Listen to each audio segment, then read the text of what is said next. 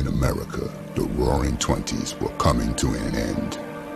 Gloom and hardship had arrived. An apparition was knocking on the door. And to make sure you got the message, its unfriendly ambidextrous hand was writing on the wall. It seemed like everyone was filling out applications to be religious gurus, mystics, messengers, prophets, or gods. A religion called Islam, practiced in India by a man named Hazrat Mirza Ghulam, claimed he was the prophesied Messiah, would influence his right-hand man, Mufti Muhammad Sadiq, to spread the message of Islam in the United States of America. A black man that Sadiq would convert was a man named Timothy Drew, who renamed himself Noble Drew Ali. Drew's popularity would soon become known worldwide.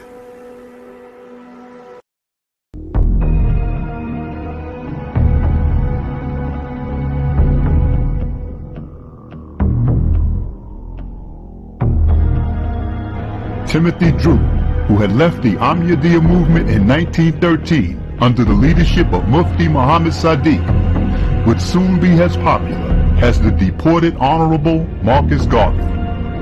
Timothy Drew, who had changed his name to Noble Drew Ali, had started his own form of black nationalism and religion. By 1928, Drew Ali's movement had set up 17 temples in the United States of America.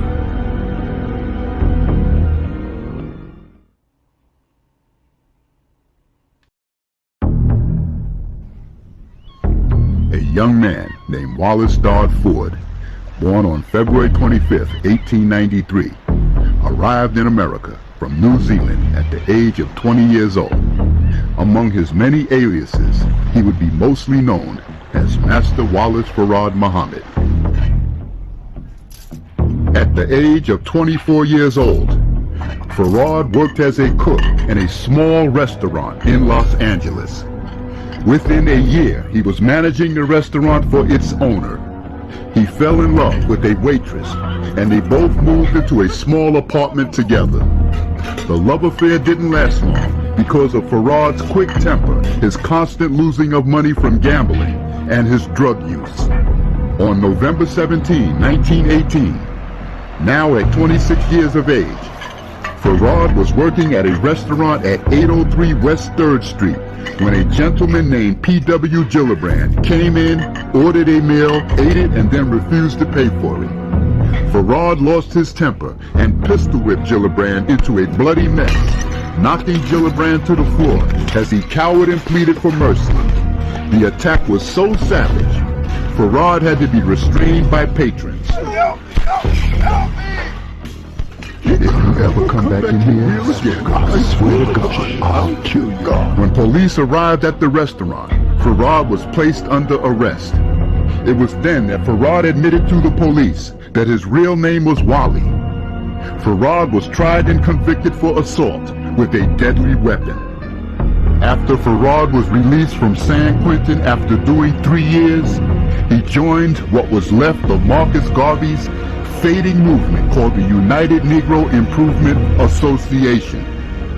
From there, Farad went on to join Drew Ali's Moorish Science Temple of America. And though Farad claimed to be a black African, everyone in both Garvey and Drew Ali's movements thought Farad to be of East Indian descent. His facial features, dialect, speech, mannerisms were definitely not African. The extreme transition from former drug user and pusher to black nationalist probably puzzled Farad as well as the blacks he suddenly began associating with. Many wondered what was his real motives.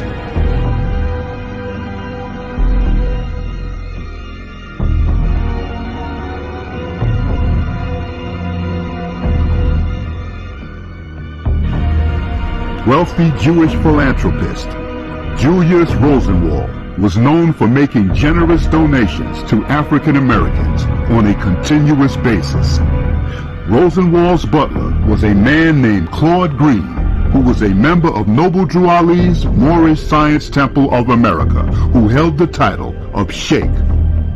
Rosenwald was unaware that Green was a member of the MSTA and purchased a building for Green. Green had misled Rosenwald about his real reasons for needing such a large building.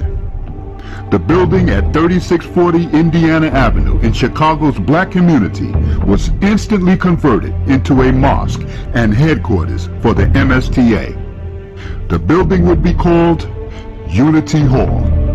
It was in this building that Drew Ali's financial empire would begin. From the profit of membership dues and other means, Drew Ali had amassed enough cash to live a lavish lifestyle. He married many women and divorced them whenever he desired. When he stole a woman from Green's embrace that Green had his heart set on, Green's jealousy kicked into high gear. Green now demanded that Ali give him a raise in the MSTA's financial status. Green told Ali that if he couldn't fulfill the demand, he'd become a whistleblower and expose Ali as a con man and religious fraud. Green wasn't bluffing. He possessed the organization's financial records in a safe in his own office at Unity Hall. The bovine excrement was about to hit the fan.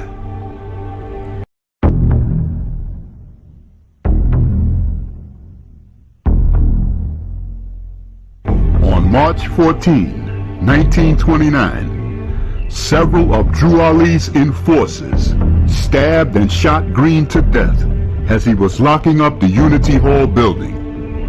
Drew Ali, though out of town at the time of the murder, was connected to the murder of Green and placed in jail. Bogged down with his legal troubles and his organization on the verge of collapsing, Drew Ali quickly placed David Ford L. in charge. David Ford L. was one of the 58 aliases that Farad had used. With David Ford L. now acting as head of the Chicago Mosque, Drew Ali suddenly died. A power struggle over who would become the successor of the financial empire emerged. David Ford L. had claimed that he was the man that Drew Ali appointed to the title, but many gave him the thumbs down.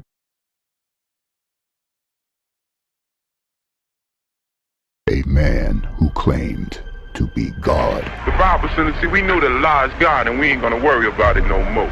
An assignment to a lost-found nation of people and supreme wisdom lessons to solve the mystery of who was the real, true God.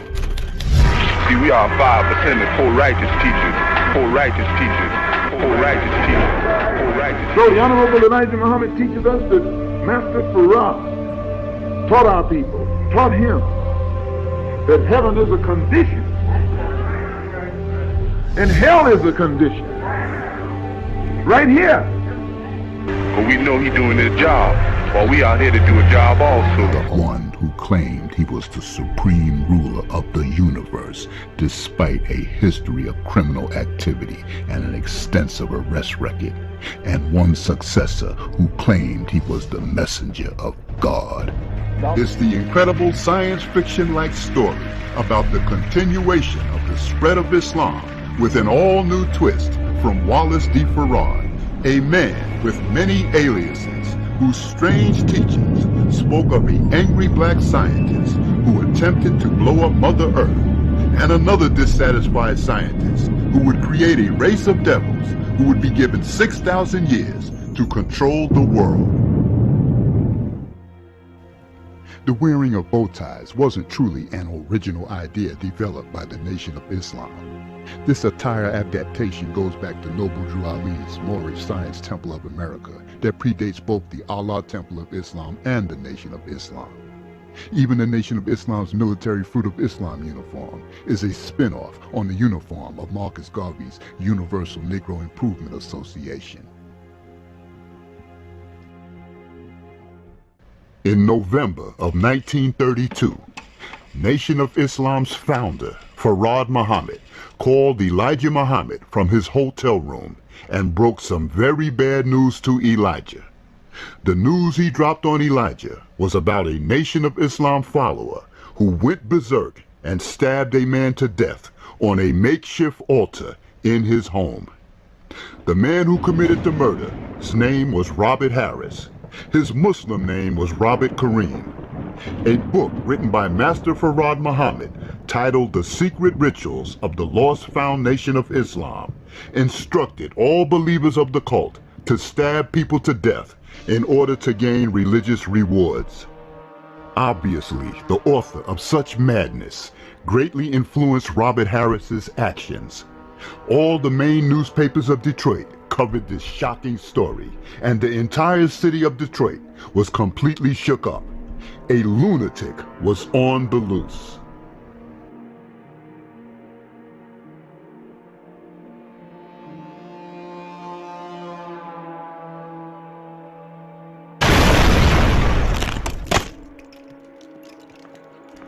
After the murder took place, Nation of Islam member Robert Harris calmly walked away from the scene of the crime. The house where this grisly murder took place quickly became known as the Voodoo House. When Harris was arrested, he told the police that he made a sacrificial murder to please his God, Master Farad. Harris was quickly declared insane and put in a straitjacket. Why did this man named Master Farad write such a book, asking for his followers to commit sacrificial murders to please him? The newspaper accounts said Farad, who was claiming to be a religious god, was a fake. He was actually a man from India. One of his followers, hell-bent on pleasing him, went bananas and took another man's life, killing him in a small house that would become known as the Voodoo House. The cult of the Nation of Islam was quietly guiding beneath the radar screen until this unbelievable crime took place. In later years, the Nation of Islam's leadership would blame Malcolm for bringing unwanted attention towards the cult. But the facts are, the U.S. government was watching the cult from the very day Robert Harris put the spotlight on them. The Detroit newspapers pulled no punches. They gave the reader a complete inside look into the practices of the Nation of Islam. Farad told the detectives that he was God, the supreme being on earth. He and another man named Yugan Ali concocted the whole cult. The man who went berserk and murdered someone named Robert Harris misunderstood my teachings, Farad told the police. Bernstein Sharif Muhammad was secretary to Master Farad Muhammad. She was born on July 14, 1915 in Robbinsville, Mississippi. Her parents moved to Detroit, Michigan when she was 4 years old. In October of 1932, her parents brought her to the Allah Temple of Islam that was located above a clothing store that was previously a small movie theater. The location was 3408 Hastings Street. Sister Bernstein, at age 17, had very good typing skills, so she applied for the job of secretary at the Allah Temple of Islam.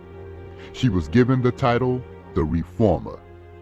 The duties of Sister Bernstein, under this title Reformer, involved organizing temple activity, being treasurer and secretary to both Elijah Muhammad and Master Farad Muhammad. Bernstein Sharif Muhammad passed away on February 28, 2002. What's very interesting in the small pamphlet she wrote about some of her experiences while secretary to Master Farad Muhammad is the mentioning of the location of the temple being above a motion picture theater. Interestingly, an article by the Detroit Free Press in a caption titled, "Raided Temple Bears Grip of Voodoo in City," the article mentions that inside the temple, when the police raided it, were seats that the believers sat in that were described as motion picture theater seats. Was the temple located in a building that housed both a small theater and a clothing store? Also noted in Bernstein Sharif Muhammad's pamphlet on her experiences as secretary to Master Farad Muhammad is her mentioning of a wine-colored suit that was purchased for Master Farad Muhammad by the believers after Farad came out of jail. and how he suddenly stopped wearing it and passed it on to Elijah Muhammad, whose size was similar.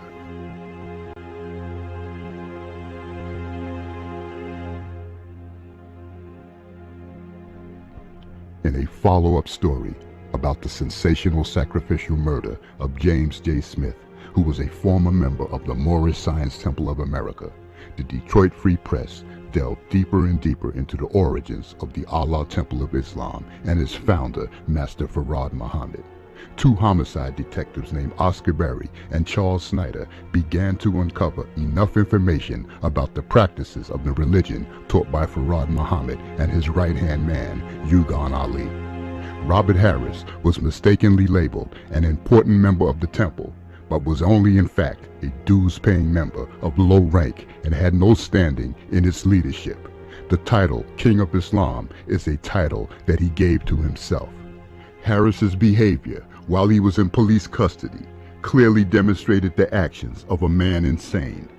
While in his jail cell, he would refuse to eat and pointed out the dangers of eating pork, and his enormous strength took many policemen to physically control him. Farad, while in police custody, was questioned left and right about his brand of the practices of Islam, trying his best to evade any questions that might land him in jail. The detectives were stunned when he told them with a smile on his face that he was God on earth in human form. These words, coming from a man quite diminutive in size, truly caused their eyebrows to rise.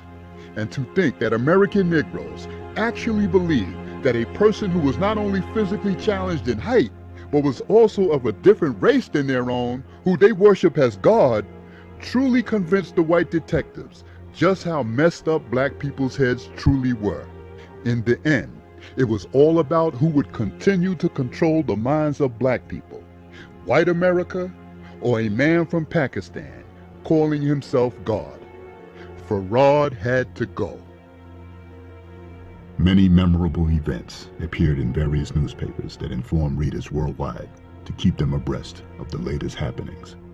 The arrest of Wali Farad in connection to his influence over one of his followers named Robert Kareem, who committed a ghastly ritualistic murder, shook up anyone who read the details of the sickening crime.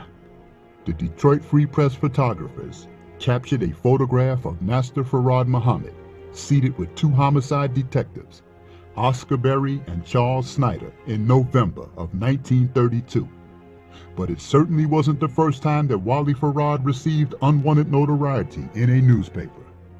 Back in February 17, 1926, an article from a Spanish-language newspaper called Heraldo de Mexico was an article published in Los Angeles, California on February 17, 1926 on page 8 that read, headline, $5,000 in opiates are confiscated.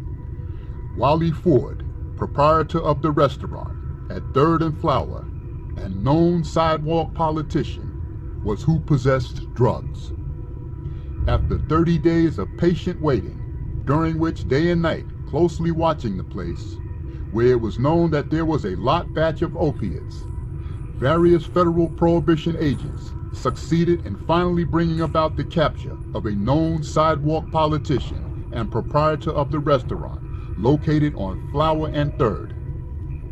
The aforementioned subject, who calls himself Wally Ford, had in his possession several ounces of cocaine and other opiates, which were valued at $5,000. The skilled detectives, whose victories this was, were Mr. Southard, Cox, and Bursthart, laid out an ingenious plan for the aforementioned Ford to fall into a trap. To do it, the detectives, passing as morphine addicts, presented themselves to the restaurant proprietor and made known that they wanted to buy una cupita, the street term for morphine. Ford naively falls for the trap. Not even suspecting who the three individuals buying the morphine were, Ford agreed to sell a little quantity of drugs for $235. As planned, Detective Cox presented himself dressed in such a way to truly appear as a morphine addict. He paid the stipulated sum, traded, receiving from Ford the morphine, which served as the body of evidence. Naturally, Ford was arrested and led to jail, where he will hope to be taken to a jury.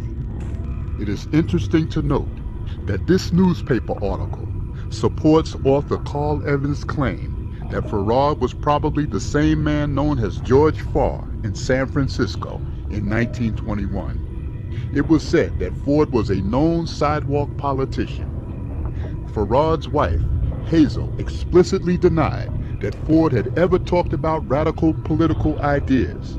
She was with Farad as late as 1920, yet by 1921, George Farr was a popular militant UNIA member openly proclaiming radical pro-Japanese ideas. One is inclined to think that Ford/Farad was indeed George Farr, one of the many aliases of Master Farad Muhammad. Strange religious teachings that would lead to the arrest of Master Farad, whose teachings encouraged murder by a Nation of Islam member named Robert Harris, who would be declared completely insane and placed in a mental institution until his death.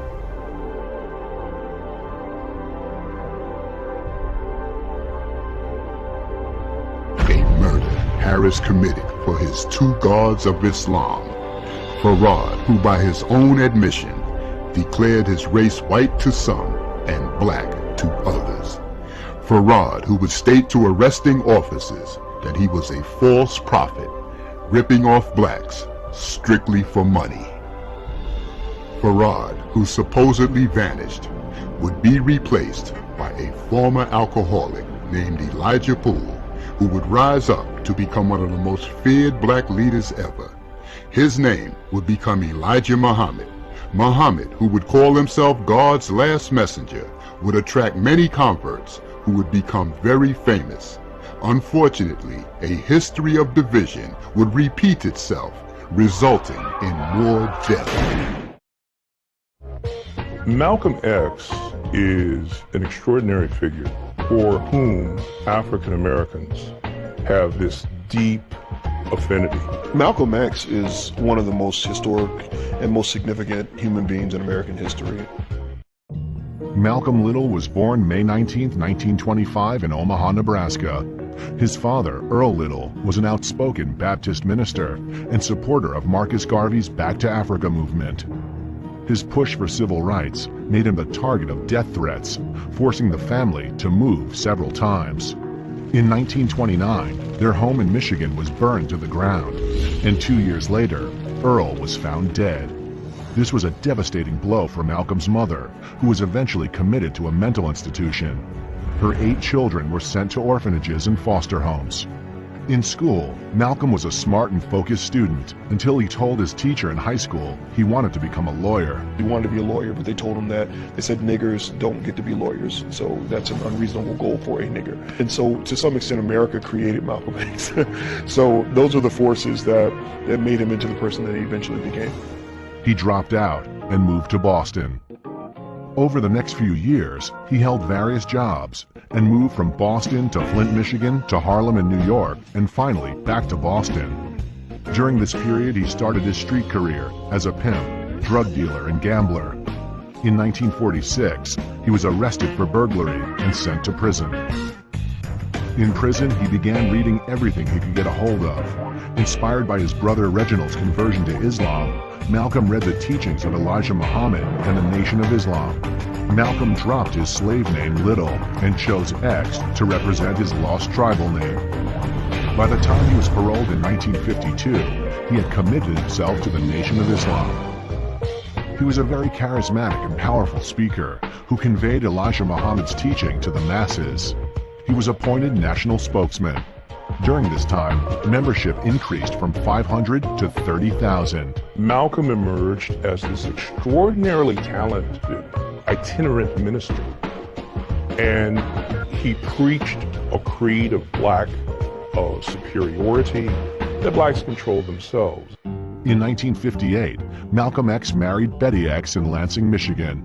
The couple had 6 daughters, including twins Malak and Malika, born in 1965 after their father's death and named for him. Malcolm X rejected the civil rights movement's use of nonviolent protest. Instead, he encouraged black men to use any means necessary to protect themselves. That Malcolm's clarion call for blacks to mobilize and fight against racism inspired millions of African Americans, even those who disagreed with him. They respected him as a person, as a man.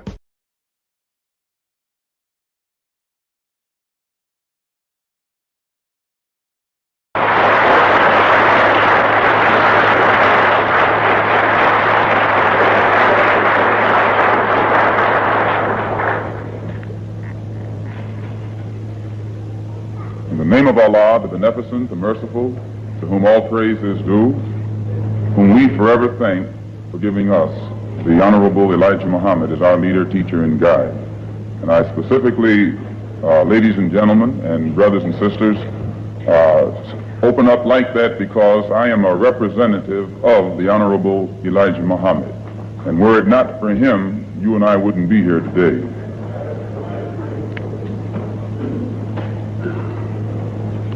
In order for you and me to devise some kind of method or strategy to offset some of the events or a repetition of the events that have taken place here in Los Angeles recently, we have to go to the root. We have to go to the cause. Dealing with the condition itself is not enough. We have to get to the cause of it all, or the root of it all. And it is because of our effort toward getting straight to the root that people oftentimes think we're dealing in hate.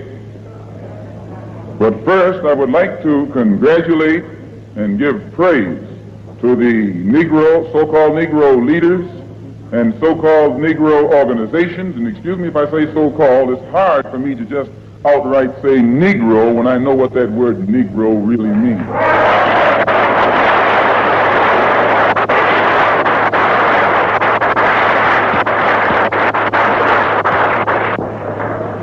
The person whom you have come to know as Ronald Stokes, we know him as Brother Ronald, one of the most religious persons who displayed the highest form of morals of any black person anywhere on this earth. And as one of the previous speakers pointed out who knew him, everyone who knew him had to give him credit for being a good man, a clean man, an intelligent man, and an innocent man when he was murdered. The Negro, so-called Negro organizations and leaders should be given great credit for their failure or refusal to let the white man divide them and use them one against the other during this crisis.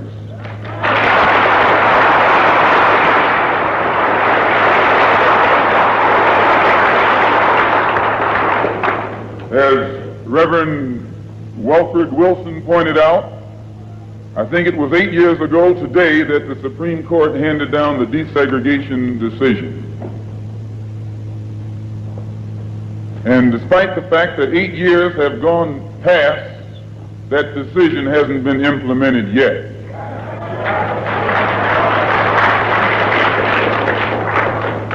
I don't have that much faith.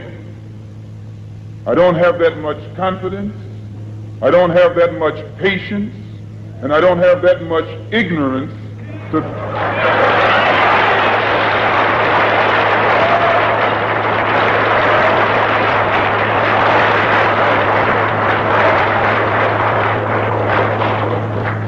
If the Supreme Court, which is the highest law-making body in the country, can pass a decision that can't get even 8% compliance within 8 years because it's for black people, then my patience has run out.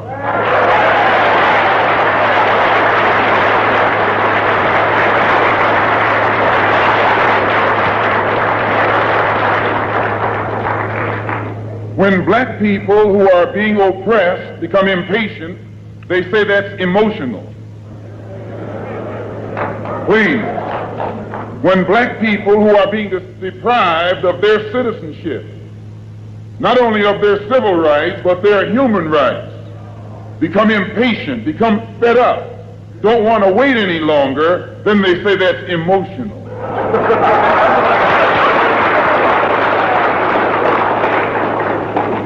The Negro, so-called Negro leaders and organizations should be praised. They should be congratulated. They should be complimented. Because out of all of them combined, the white man has not yet found one who will play the role of Uncle Tom.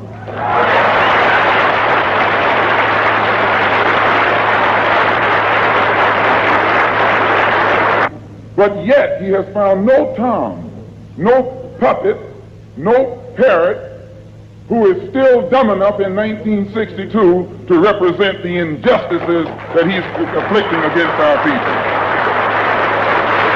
We don't care what your religion is. We don't care what organization you belong to. We don't care how far in school you went or didn't go. We don't care what kind of job you have. We have to give you credit for shocking the white man by not letting him divide you and use you one against the other.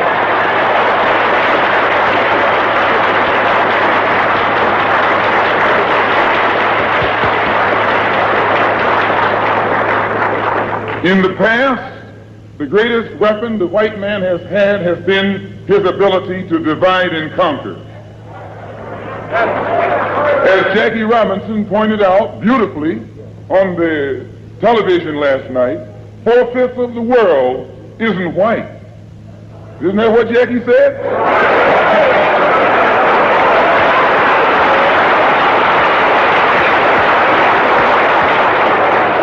And if 4/5 of the world is dark, how is it possible for 1/5 to rule, oppress, exploit, dominate, and brutalize the 4/5 who are in the majority? How do they do it? Divide and conquer. If I take my hand and slap you, you don't even feel it. It might sting you because these digits are separated. But all I have to do to put you back in your place is bring those digits together.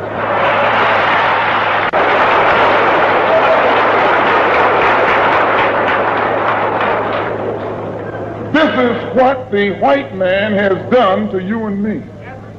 He has divided us and used us one against the other. But today, thanks to Allah, you can say thanks to God or thanks to Jesus or thanks to Jehovah, whatever you want.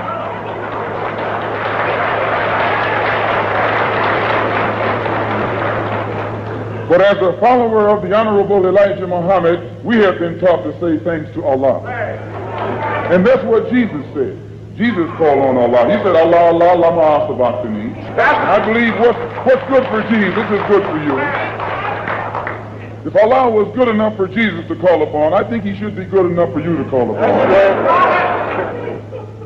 Since the so-called Negro community has shocked the white man by resisting all efforts to divide us, I think that you and I should continue to shock him by staying and working together in unity.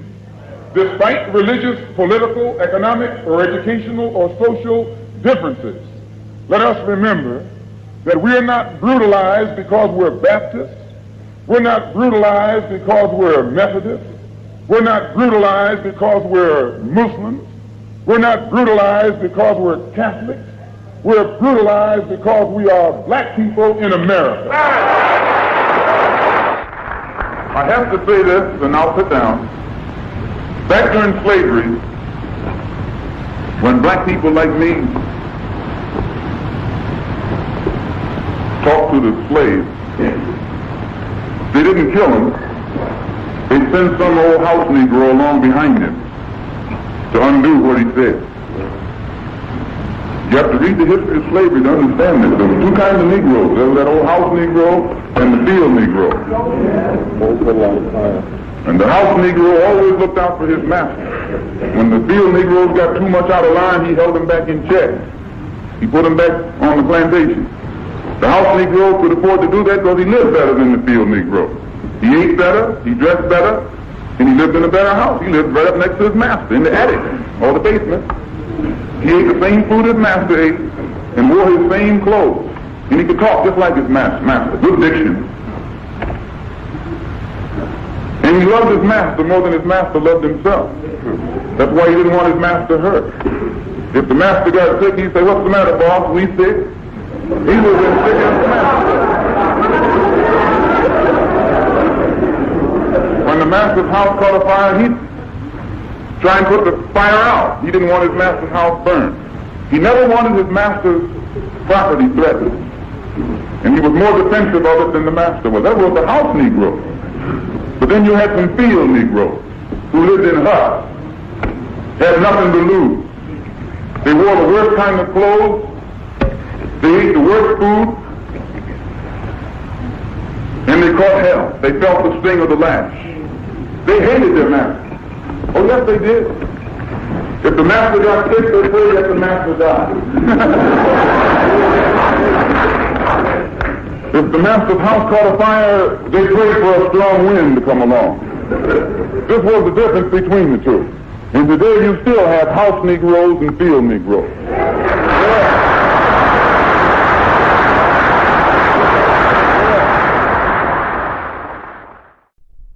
The assassination of President John Fitzgerald Kennedy was unexpectedly captured on film with a 8mm Bell & Howell handheld motion picture camera in Dealey Plaza on November 22, 1963 in Dallas, Texas.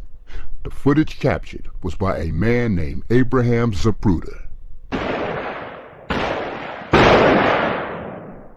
The imagery captured shows what happened to President Kennedy, but does not show his assassins. And when I say Kennedy, I mean John F. Kennedy. The man who promised all the American so-called Negroes who vote what he was going to do for them when he got in office, and has yet to do the first thing that he promised, but has paid off the Negro leadership so that they are silent and say nothing about the promises that he originally made to get Negroes to vote for him. Now, I would like to point out another point before we go any farther. We who are followers of the Honorable Elijah Muhammad do not make a choice between integration and segregation. Segregation doesn't enter into the picture at all. We are for separation, not segregation. Segregation, as we're taught by the Honorable Elijah Muhammad, is that which is forced upon inferiors by superiors. Separation is done voluntarily by two equals. When you find an all-white school, they don't call it a segregated school, they call it a separate school. When you find an all-Negro school, they call it a segregated school, because it was set up by the white man. If it was an all-black school that had been set up by the black man himself, run by the black man himself, with the curricula that they follow, put in the school by the black man himself, they would call it a separate school. And it would be just as independent and on equal basis with the white school. President who himself was discriminated against for a long time and accused Protestants of practicing religious discrimination, I think that he is way out of line to use his position now as the first Catholic president to open up his mouth against a religious group here in this country that is headed by the Honorable Elijah Muhammad. If he's not going to open up his mouth and outright condemn the Citizens Council by name, and condemn the Ku Klux Klan by name, and condemn the white Masonic order, which is all white, by name, and the white churches in the South by name, then Kennedy is wrong to point at the Muslims because we are black and because we don't want to mix with the people down there. And I should say that when we express our desire not to mix with whites, they call us a hate group, and Martin Luther King is running around here telling Negroes to love all kind of white people, and they sick dogs on Martin Luther King. So it answers itself, and it shows the hypocrisy of the white man. On November 22nd, 1963, President John F. Kennedy was assassinated.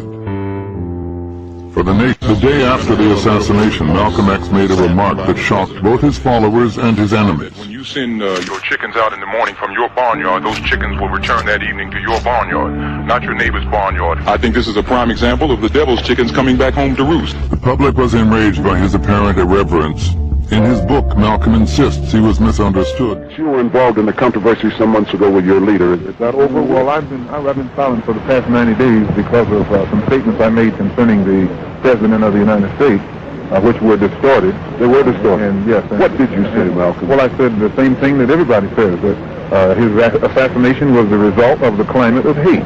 But only I said the chickens came home to roost, and which means the same thing. Climate of hate means that this is the result of something. And when I said chickens coming home to roost, I said the same thing. But you did not say that you were glad the president was killed. No, that's what the press said. You see, Malcolm had figured long ago, like Claude McKay, if we must die, let it not be like hogs, hunted and penned in an inglorious spot, while round us bark the mad and hungry dogs, making their mock at our accursed lot. If we must die, oh let us nobly die. When Malcolm met Abdul Rahman Muhammad Babu, the revolutionary nationalist from Zanzibar, East Africa, in July of 1964, they became comrades. Babu knew that the white power structure was a worldwide villain, so to help Malcolm out in his quest for freedom, Babu told Malcolm that if black people in the United States would jumpstart a revolution, he would definitely supply Malcolm with crates of small arms to help in guerrilla warfare. Yeah, Abdul Rahman Babu would supply the small arms, but Malcolm would have to supply the army. You talk about a general without soldiers? When Malcolm told his inner staff members about lighting a fire under the oppressor's ass, most of them openly opposed him. Many claimed they wanted to put an end to racism, but when the hour of reckoning came into reality, all Malcolm heard was one lame excuse after another. Hey, brother, I can't be out in the street ducking bullets. I think we should keep marching and demonstrating. I still owe payments on my car. Malcolm, I might shoot my Malcolm, you can count I ain't ready to get out in the street like that, man. I got a bad join this organization to get my head blown some off. changes. Fighting in the street. But like I said, man, not on that tip. I can't participate in guerrilla warfare. White people got I too have many guns. bad eyesight. I mean, like it's easy for this African guy to give you some Are you guns. serious, man? But why ain't he supplying? I got ridiculous, some Malcolm. note to pay, Besides, man. Those guns could be hot. No, I want to man. build a house. Things ain't I'm that about to bad. retire in 3 years. I could lose my pension. Shucks, man. No, man, it's not worth I it. might shoot my I wife. don't think I'll be a good shooter. Armed confrontation with white we people. just use Come on, karate, brother. Malcolm? Sure, brother Malcolm. I'm down with the movement. But in this case, the best movement is a bowel movement. Malcolm tried his best to conceal his disappointment with them. But when he shifted his torso from a direct frontal position to a slightly awkward 45-degree angle away from them, anyone who knew Malcolm's body language knew that disappointment was only an additional word to describe the loneliness he was feeling. And when Malcolm started rearranging his office supplies on his desk, it was a sure signal that he wanted to terminate the proceedings like all authoritarians do when they want a meeting to conclude. Who really understood the precarious position black folks were in other than Malcolm? Meanwhile, black men, women, and children are being beaten into submission and murdered in the streets all across the 51 states of America and abroad, while everyone on the planet watches at home on their television sets, all afraid to step forward and speak out. Elijah Muhammad continues to tell black America to be patient. His God named Master Farad is trying to work himself up into anger so that he can throw a devastating punch to evil white America. Be cool, black America. God is feigning defeat. He's on the ropes, doing the rope-a-dope, and the enemy is soon going to punch himself out. Fruit of Islam, just keep posturing, keep posing, keep looking stern and militant. Keep it up. We'll scare them. They'll leave us alone. Keep on prancing. Do the rope-a-dope, Farad. Yeah, we're gonna knock white America out. Malcolm's out of his mind talking that revolution talk. Yeah, we're gonna do it our way. We're gonna let God get him. Yeah, we're gonna put an end to police brutality. Yeah, racism, discrimination, Bad housing, bad food, no jobs.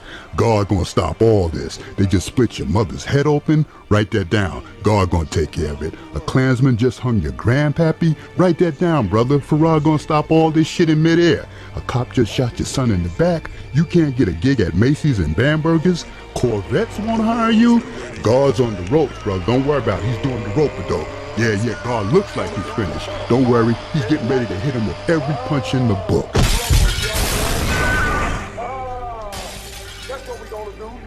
But heavyweight white America wasn't at all intimidated by this little lightweight man from India throwing a phantom punch.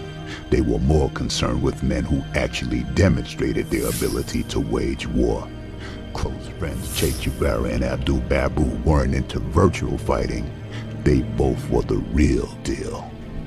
Guerrilla warfare wasn't a far-fetched idea. All black men had to do was overcome their fear of white men. Pick up the gun just as they do and liberate themselves. It was to be or not to be. Malcolm wasn't naive. He read the Holy Quran and knew what it said of those who would seek cover when fighting was prescribed for them.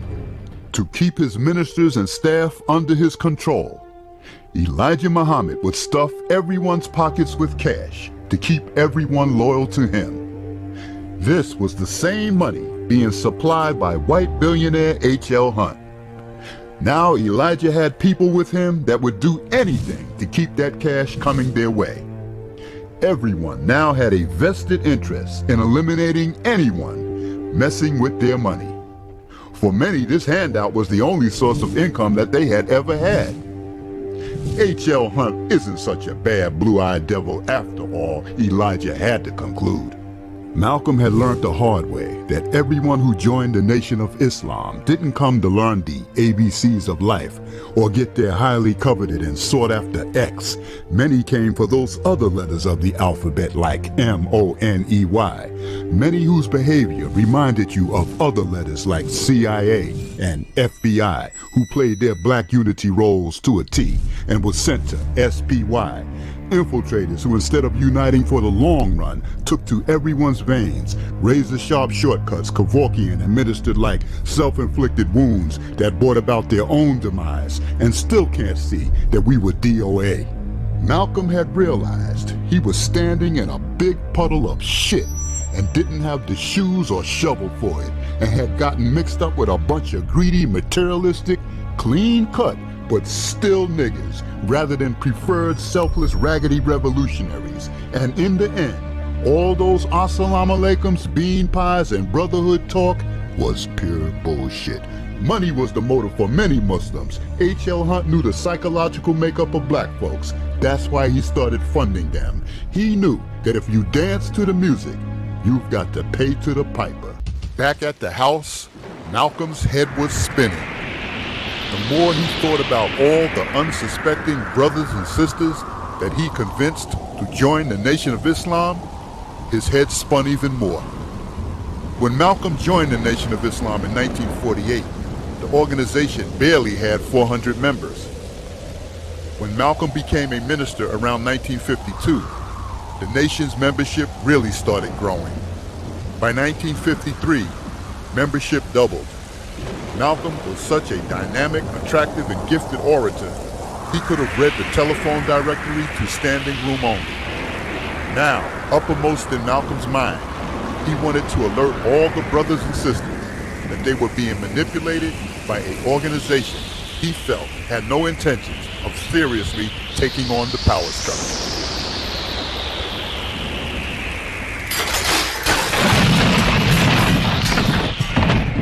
Malcolm pulled back the curtain.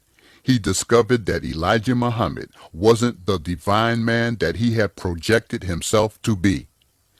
Elijah's claims of divine power were never actually demonstrated nor challenged by his followers. Criticism of the great and powerful, most honorable Elijah Muhammad, the messenger of God, was strictly forbidden. Malcolm had dared to question Elijah's teachings. Teachings that were surfacing as pure humbug.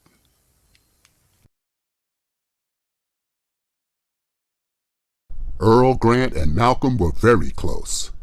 Grant was a former Nation of Islam member who resigned from the organization in 1961 because they simply had nothing for him to do. Grant's technical skills superseded selling newspapers.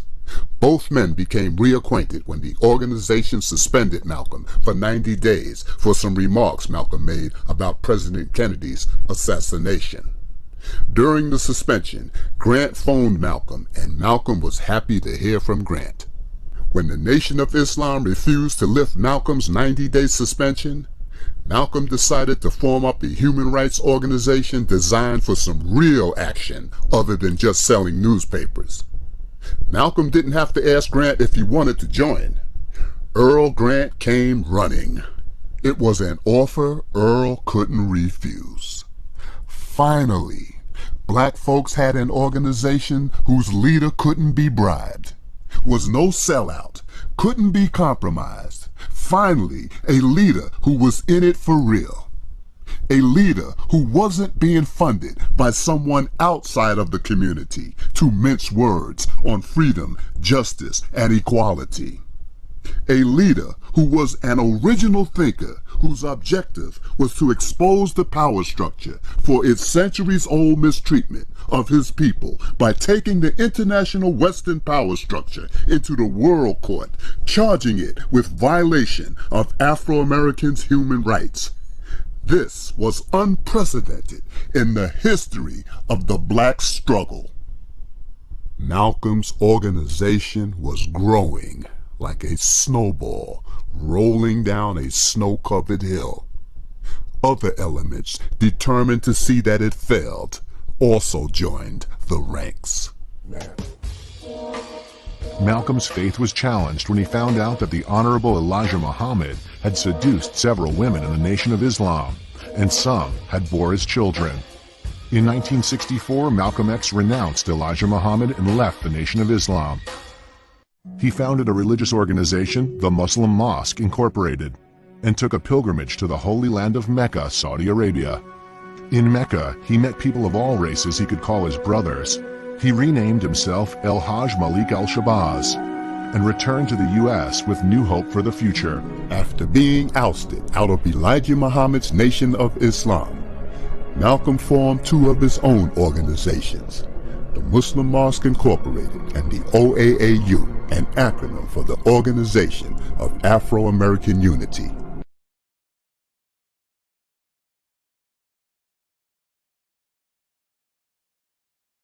Do you feel that your message, apparent message of love that you brought back from Islam is the real reason they're after you, because you're not hating as hard as they want you to? Well, I never did hate anybody hard. But I do know that when I wrote that letter saying that there were white people in Mecca, it shook up a lot of Muslims, because most of the Muslims who follow Mr. Muhammad absolutely believed that it was impossible, physically impossible, I should say divinely impossible, for a white person to go to Mecca. And my trip there shattered that image, or that misconcept. Anyone call you directly, Malcolm? I've been receiving calls ever since I left the Black Muslim movement. And what sort of calls? Malcolm, you're disenchanted in view of the fact that these men who were your brothers are making threats against your life? No, because actually it's not their fault. Most of them, now Joseph and the officials, they have a knowledge of what it's all about. But the rank-and-file Muslim brother does not know what it's all about. They are, out of religious sincerity, they think that they are doing the will of Allah by protecting a man who I myself taught them was divine. So I don't in any way fault them. But those who are over them and give the orders, and actually the ultimate order comes from Elijah Muhammad himself. As long as I represented the black Muslim movement as an example of morality, unity, and militancy, as long as I could do that, I represented it. It was when I realized that it could not be represented as that I came on and started working among the non-Muslim Negroes, as I announced in January. And I had no intention, or rather March, and I had no intention of ever even speaking on this. Had they left me alone, you still wouldn't know what really took place. Why are they threatening your life? Well, primarily because they're afraid that I will tell the real reason that that I'm out of the black Muslim movement, which I never told, I kept to myself. But the real reason is that Elijah Muhammad, the head of the movement, is the father of 8 children by 6 different teenage girls, 6 different teenage girls who were his private personal secretary. The one who first made me aware of this was Wallace Muhammad, Mr. Muhammad's son. And I had stated in a newspaper article about an effort to take my life back in January, and at that time the Muslims denied it. In fact, they tried to make it appear to my brother that I was insane. But on a program in Chicago called Hotline, that's moderated by Wesley South, John Ali, the national secretary, admitted, I think it was Wednesday or Thursday, one of these days last week, that they absolutely were going to kill me. What steps would you take to protect yourself from this threat? I take no steps. I have a rifle. If anybody comes to my house without a good reason, I intend to try and use it. That's all. Right now. No, I don't worry. I'll tell you, I'm a man who believed that I died 20 years ago.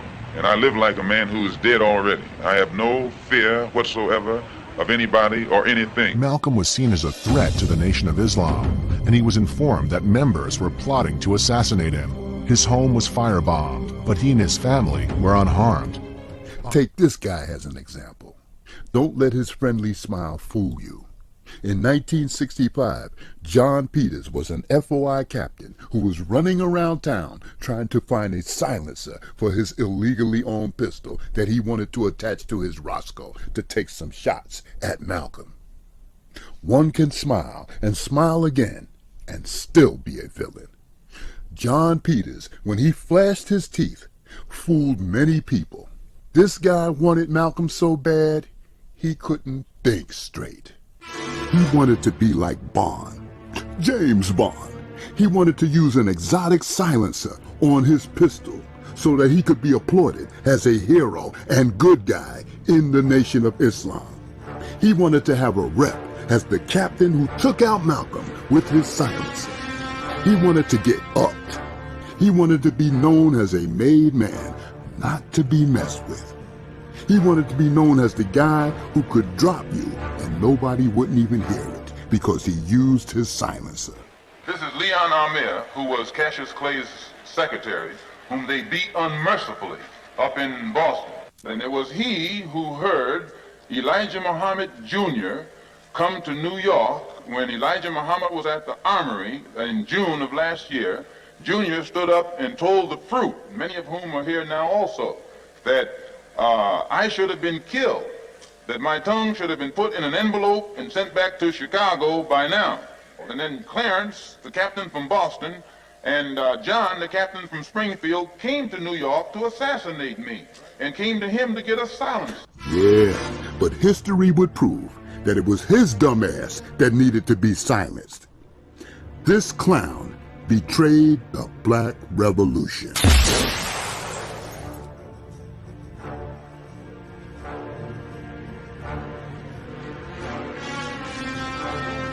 Personally ordered attacks upon you? Oh yes, this brother was a captain. He was one of the karate experts who taught karate on the entire East Coast, Eastern region.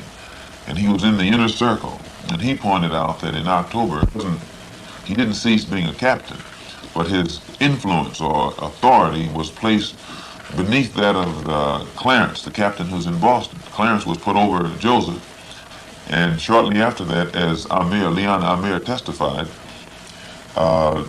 Clarence, the captain from Boston, and John, the captain from Springfield, Massachusetts, came to New York to carry out this so-called assassination. And they came to Leon looking for a silencer for their gun. Well, see, I understand all of it, but they parked half a block from my house here in the home of Alvin, who's also one of Elijah Muhammad's men, looking for a chance when they could, make their move. But thanks to Allah, they didn't get a chance.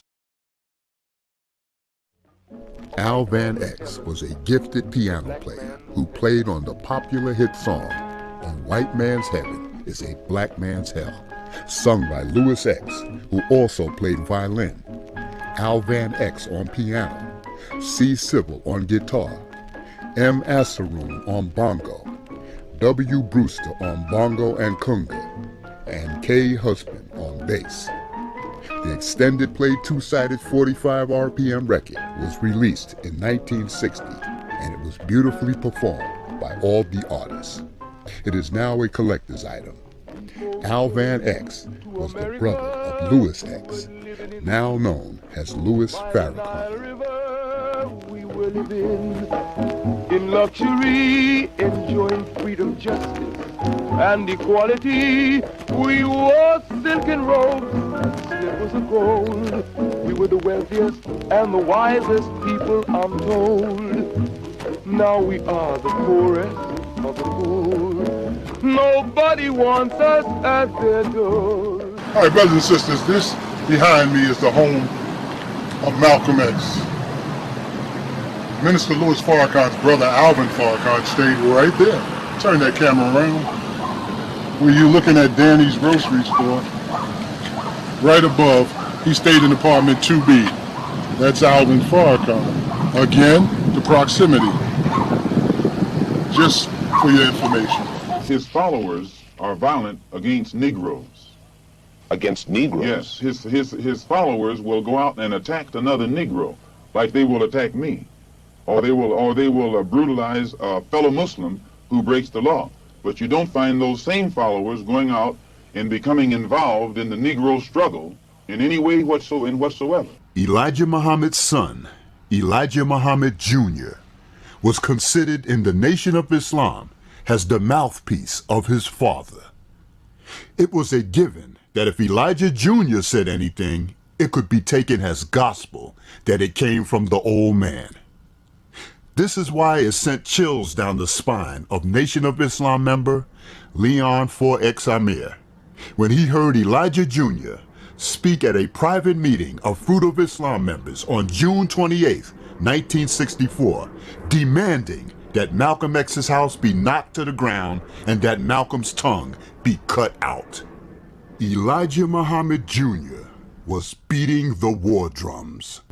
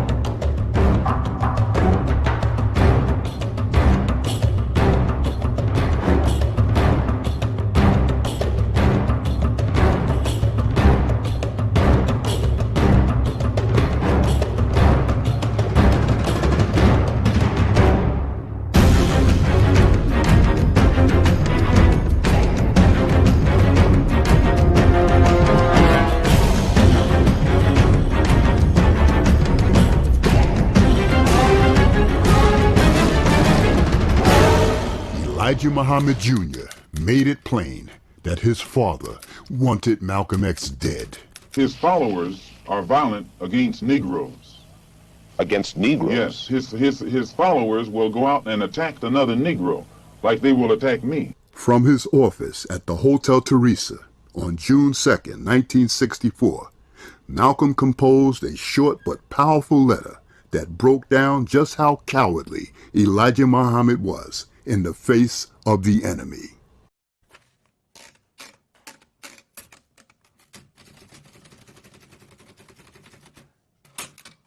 Hotel Teresa, New York City, June 2, 1964. Assalamu alaikum. In the name of Allah, the Beneficent, the Merciful. Mr. Elijah Muhammad, despite the increasing acts of violence against fellow Afro-Americans instigated by the Fruit of Islam recently in Boston, New York, and Philadelphia, you have tried to give the public the impression that you are aloof to what is going on. But as the leader of the Fruit of Islam, your calculated silence will not enable you to escape the full blame for the explosive situation that is developing. Students of the Black Muslim movement know that no member of the Fruit of Islam will ever initiate an act of violence unless the order is first given by you. Since you didn't open your mouth and give word to fight back when your faithful Muslim followers were brutally shot and beaten by white racists in Los Angeles, California, Rochester, New York, Monroe, Louisiana, and elsewhere, How can you justify now giving the word for your followers to declare war on each other simply because some refuse to follow you any longer?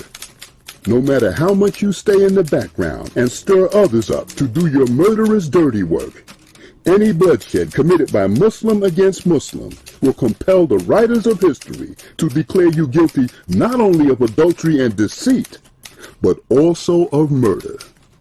Assalamu alaikum. Malcolm X. That letter was so damn truthful and hot, they could have roasted some chestnuts over it. But instead of them having an epiphany and saying to themselves, you know, Brother Malcolm is right. We lured the man into the organization believing we were for real. We need to leave the man alone. We ought to be ashamed of ourselves. But that wasn't going to happen. Not when goo gobs of money was coming in from H.L. Hunt. This statement is from Messenger Elijah Muhammad, the leader of the Muslims of America. Minister Malcolm Shabazz, addressing a public meeting at Manhattan Center in New York City on Sunday, December the 3rd, did not speak for the Muslims when he made comments on the death of the President, John F. Kennedy. He was speaking for himself and not Muslims in general. And Minister Malcolm has been suspended from public speaking for the time being. Mr. Muhammad's correct statement on hearing of the death of the President was as follows. We with the world are very shocked at the assassination of our President, and the nation still mourn the loss of our President. And he has said that it seems that every president who speaks out on behalf of the Negro has been assassinated, from Lincoln to President Kennedy. In January of 1965, Malcolm told two of his top aides that he had to make an important trip to Los Angeles. He had to get some important information from two of the girls that Elijah had knocked up. Using the fictitious name of David in an attempt to keep a low profile, Malcolm boarded a plane from New York and flew to Los Angeles. Malcolm's cousin, Hakeem A. Jamal, who wrote the book From a Dead Level, Malcolm X and Me, was waiting inside the airport terminal with an old friend of Malcolm named Edward Bradley. While Jamal and Bradley were waiting for Malcolm to arrive, they noticed a well-dressed black man sitting in the lounge, who Jamal thought he saw somewhere before. Jamal said to Bradley, "Wow, that guy looks like a black Muslim." Jamal couldn't stop staring at this well-dressed black man he thought was a black Muslim. But when the man got up and walked over to a cigarette machine and purchased a pack of menthol cigarettes and lit one up, Jamal dismissed the whole thought. Jamal's dismissal didn't last long, because in less than a nanosecond, his eyes were back on the well-dressed man toting on that stogie. Jamal's eyes followed the man like an eagle protecting its nest.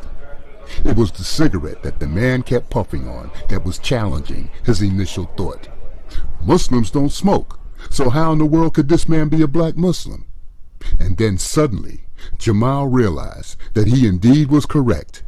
The well-dressed stranger that he couldn't make his mind up about was the National Secretary of the Nation of Islam, John Ali. And then, as if they came out of the woodwork, several black Muslims suddenly appeared, and the airport was crawling with them. It was obvious they were not there to hug and kiss Malcolm. They were there to kill him. Either someone in Malcolm's camp betrayed him, or law enforcement alerted the black Muslims about Malcolm's trip to Los Angeles. Realizing the immediate danger Malcolm was in, and that his plane would arrive at any minute, Jamal quickly alerted airport security, and the plane that Malcolm was on was diverted to a different terminal. Malcolm describes the incident in his own words. The black Muslim movement tried to kill me in Los Angeles airport while I was in the company of the Los Angeles police. The Los Angeles police stopped the TWA Airlines from taking off. They slipped me into a private room onto the plane through the basement because of the presence of these persons in the airport who were completely heedless of the presence of the police. Now, this airliner was held up an hour and a half. Every passenger aboard it was taken off. His luggage was searched. I was kept on the plane. My luggage was searched. And then the TW Airlines security agent flew to Chicago from Los Angeles with me.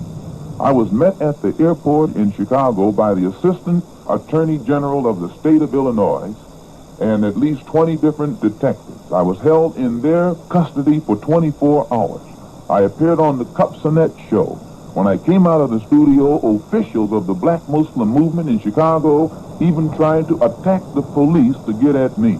Police department from coast to coast in this country have the Black Muslim movement well infiltrated, just as they have any other group well infiltrated. They are well aware of these plots and discussions that take place. Malcolm couldn't have had a worse enemy against him more than John Ali. This was a cold-blooded nigga who would brave the very fires of hell to get what he wanted. This was the one man Elijah was scared of.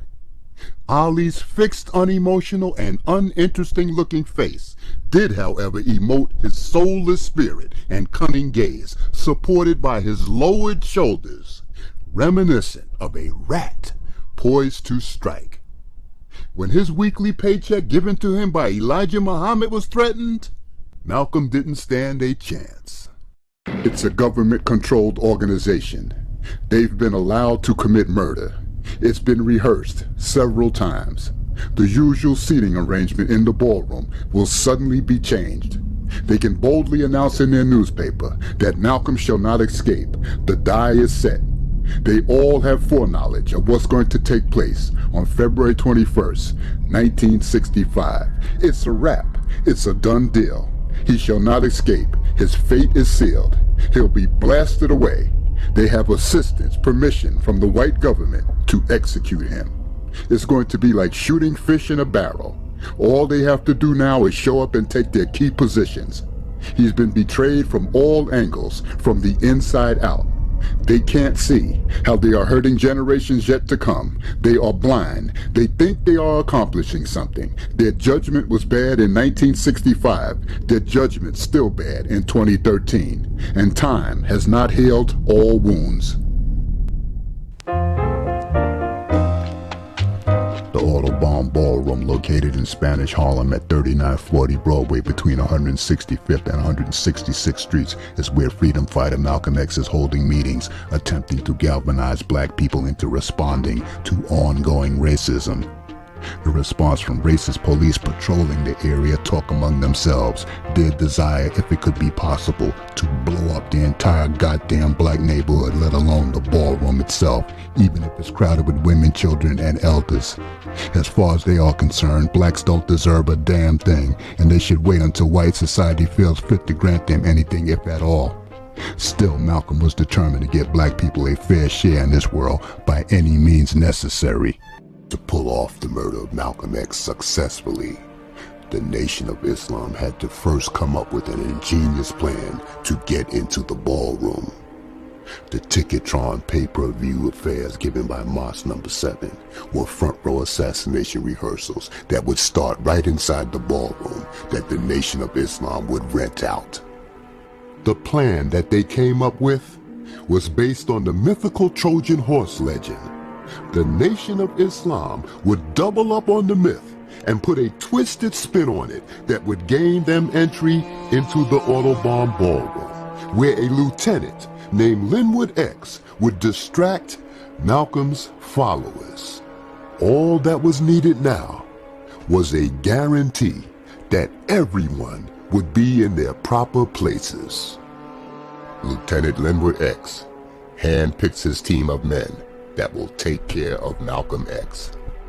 William Bradley, Talmadge Hayer, Albert Benjamin Thomas, John Kinley, also known as Wilbur McKinley, Leon Davis, and Clarence Gill. They're ready. They've rehearsed it for months. And now it's time to take out their target. William Bradley will be the lead shooter who will fire the first blast from his sawed-off shotgun. Lieutenant Linwood X could always rely on Bradley when serious enforcement had to be carried out. If Bradley was successful in this most important mission, he'd be set for life. Being deprived night after night from getting a good night's rest and trying to stay alert from non-stop death threats and physical attacks, Malcolm is forced to start dangerously dabbling with over-the-counter sleeping aids.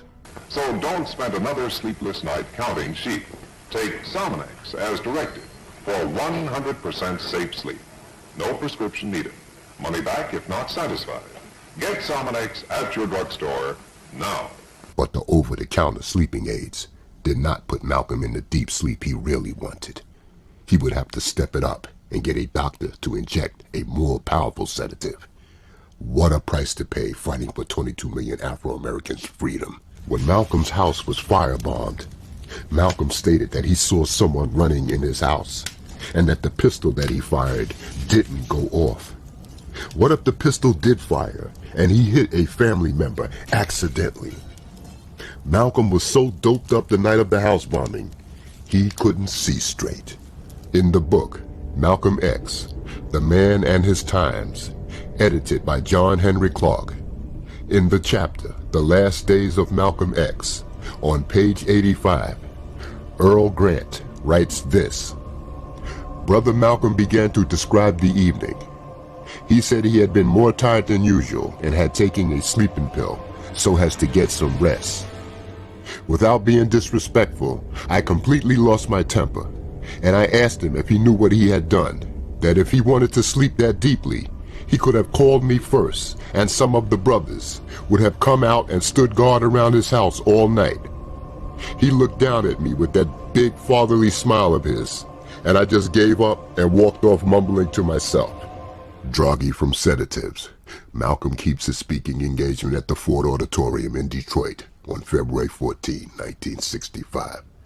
The bodyguard of Muhammad Ali, Clarence X. Gill, is appointed to take charge of the war against Malcolm X because of the lack of action to punish Malcolm by members of New York's Mosque No. 7. Clarence Gill is from the Boston Mosque.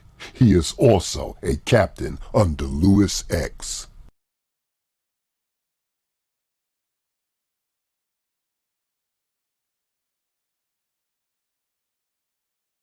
Arriving at Mosque No. 25 in Newark, New Jersey on February 21, 1965 are the two Bostonians, Clarence X. Gill and Lewis X. They are both greeted by Lieutenant Linwood X. The assassination team decide that one of them will carry a special item hidden away in a body wrap with a zippered pocket in case there is a body search by Malcolm's security team. That special item is very important to the success or failure of the mission. Is it a single key to a locker if the weapons are stored in the Autobahn in advance? Could it be airline tickets to a place out of the country? Talmadge Hayer would be chosen to wear the body wrap. Early before noon on February 21, 1965, Linwood X and his team of assassins would leave Mosque No. 25 in Newark, New Jersey, go over the George Washington Bridge, and head straight to the Autobahn Ballroom. While driving, all they could talk about is how they were going to take Malcolm X off the planet. They let the car windows down while smoking some very powerful hashish that will help alter their state of mind and help prepare them for a most horrific act they were about to perform. 2 months before Malcolm's assassination, Lewis X wrote in Muhammad Speaks, "The die is set, and Malcolm shall not escape," especially after such evil, foolish talk about his benefactor, Elijah Muhammad, in trying to rob him of the divine glory which Allah had bestowed upon him. Such a man is worthy of death, and it would have been so were it not for Muhammad's confidence that God would give him the victory over the enemies. Aside from the horrible statement of Malcolm being worthy of death, It's also very chilling that Louis X's predictive words, "The die is set, and Malcolm shall not escape," clearly suggests that Louis X had foreknowledge of Malcolm's fate and knew of the rehearsals in the ballroom for Malcolm's murder long before the event took place. He shall not escape. He shall not escape. He shall not escape. He shall not escape. He shall not escape. Nearly all of Elijah Muhammad's officials will have key roles in Malcolm's murder. When Malcolm revealed publicly that Elijah Muhammad was faking to be divine and that his money wasn't coming from the sale of newspapers and bean pies, but from the world's richest white man who was in the oil industry named H.L. Hunt, the Nation of Islam was embarrassed. The mission to physically destroy Malcolm was now hastened. While brutal white human beings were turning powerful water hoses on black people trying to seek freedom, justice, and equality, and while German Shepherd police dogs were biting into the groins of black men and biting into the breasts of black women, Elijah Muhammad never unleashed his Fruit of Islam men to fight back against the vicious attacks of hateful whites. All Elijah ever did was reach for the chicken switch whenever fighting was prescribed. The Fruit of Islam, who was supposed to be tough, did nothing in the face of brutal attacks from white people. Many of Elijah Muhammad's Fruit of Islam men were glad to be held back from engaging in war with white people. They were only let loose on their own. And right now, Malcolm X was their #1 target. When talk of Malcolm's irregular sleeping habits started to spread through the grapevine, a secret police agent named Gene Roberts, who gained Malcolm's trust, would report back to his superior named Tony Ulasewicz everything about Malcolm from A to Z. Something like knowing a person's sleeping habits or troubles may appear to be minor to most, but this was the type of thing that they could fully exploit, especially by an enemy. Gene Roberts fed the government enough information about Malcolm when calling in his daily reports. It was used to the maximum. Now the Nation of Islam members were even aware of Malcolm's inability to get a full night's rest. After the firebombing of Malcolm's home, a vote by Malcolm's inner staff members was made about whether or not Malcolm should be allowed to speak at the Autobahn Ballroom's next gathering on February 21st, 1965. Incredibly, only one person objected about Malcolm speaking, but he was overruled by vote.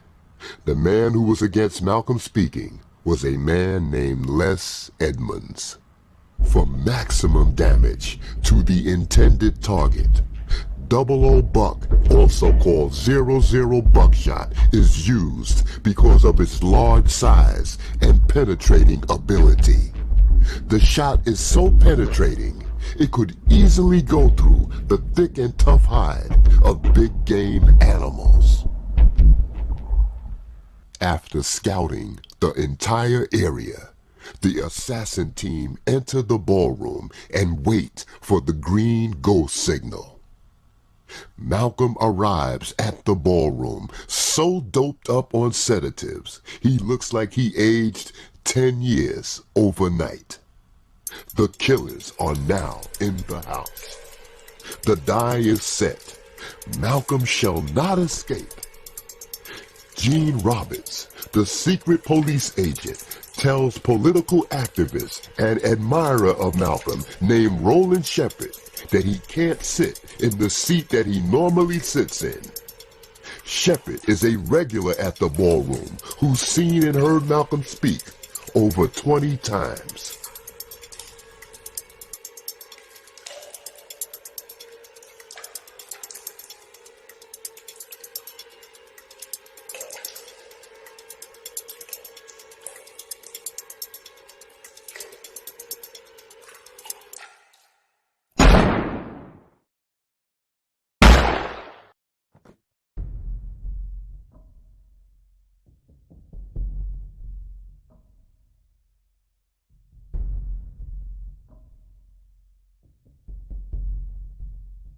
After the murder, Linwood X immediately calls Newark, New Jersey's Mosque number 25 and Mosque number 7 and informs that the man called Malcolm X will trouble them no more.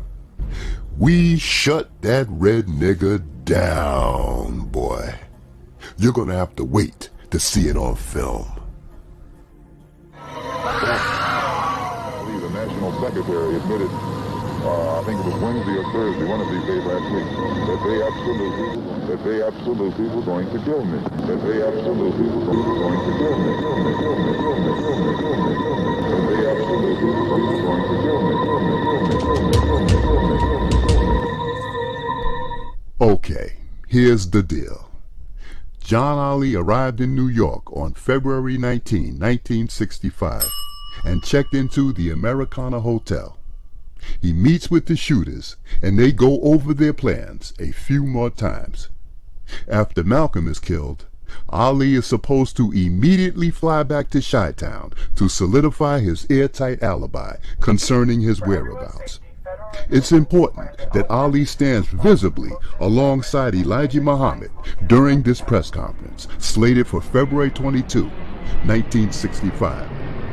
The press conference starts on the agreed time, but Ali is not present. John Ali missed his flight back to Chicago and had to take the next flight out to be at the press conference. Naturally, the press conference had to start without John Ali. Elijah Muhammad was accompanied by his son Herbert Muhammad and one of his top aides, Minister James Shabazz. These two men looked on nervously as the press reporters asked the head of the organization some serious questions about Malcolm's assassination. Elijah's son and the chief advisor carefully listened and hoped the old man wouldn't fuck up, because they knew that these news reporters could be very shrewd in getting someone to say something they had no intentions on saying and would later regret, or would have to embarrassingly backtrack live on camera. It was like, I hope his brain doesn't fail now. If the old man fucked it up, the whole crew could instantly go down. They knew they killed Malcolm, and they had other things on their minds, like car payments, child support, another trip to Switzerland, and that kind of shit. And they knew that those material comforts in life could all go up in smoke if the wrong words were spoken. Damn, where's John Ali? The old man will keep the story straight if he's here. The press conference was set for less than 12 minutes, but with these tough questions being asked, it seems like it's an hour. And so far, Elijah's doing well in answering the reporters' questions. John Ali's absence has not yet been a major factor, but no one's out the woods yet, and beads of cold sweat are starting to form on 3 foreheads, and it's not because of hot camera lights. And of course, the questions were anticipated. Mr. Muhammad, did the Muslims kill Malcolm? No, we don't get down like that. How could you ask me something like that? We don't carry guns. You must be new on the job. You should know better than that. Malcolm was killed by God. Farad did it, not us. You know, that kind of shit. The gesture of keeping one's fingers crossed is commonly used to wish for good luck when faced with evil. The lengthy contortions of twisted fingers being performed by 2 men standing in back of Elijah Muhammad, invoking the power of whatever force, human or otherwise, would have made Harry Houdini take notice. Crossed fingers are often used when telling lies or in order to invalidate promises. The onset of arthritic pain dictated that they'd soon have to break the cross. And then suddenly, John Ali appeared, nudging his way in between the 2 standing men. Cameras and flashing lights captured the moment and would also alert future historians to question John Ali's whereabouts before, during, and after Malcolm's assassination. 3 photographs taken in successive order gave credence to the expression, "A picture is worth 1,000 words," and here we're talking about 3.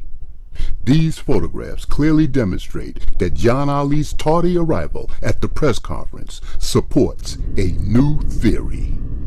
The CCTV camera is a closed-circuit television camera in which captured signals are not publicly distributed but are monitored primarily for surveillance, security purposes, or private viewing.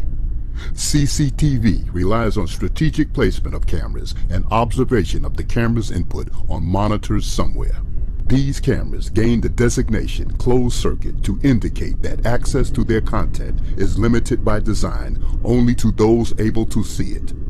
CCTV cameras are typically the size of a silver dollar coin. It was widely rumored that on the day Malcolm was shot, that the entire assassination was filmed while it was happening.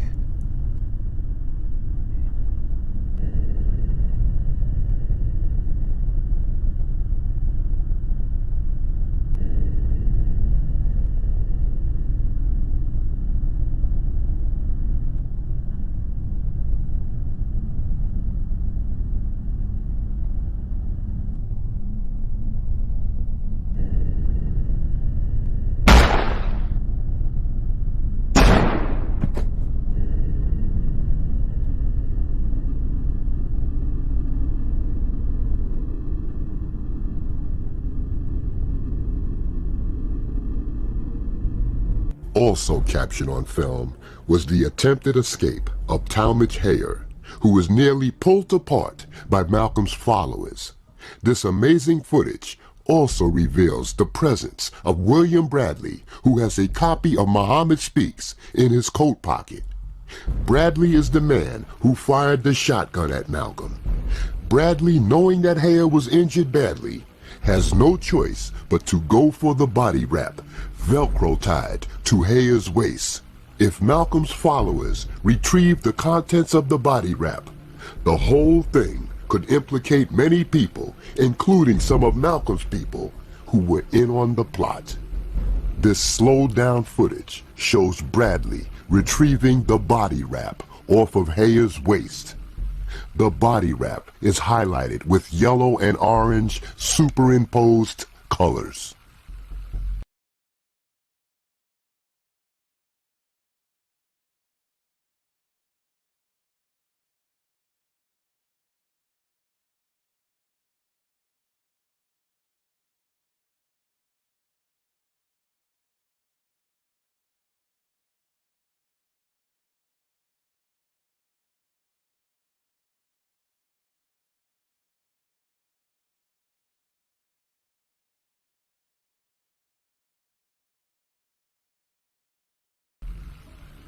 Once again, in real time, unaltered.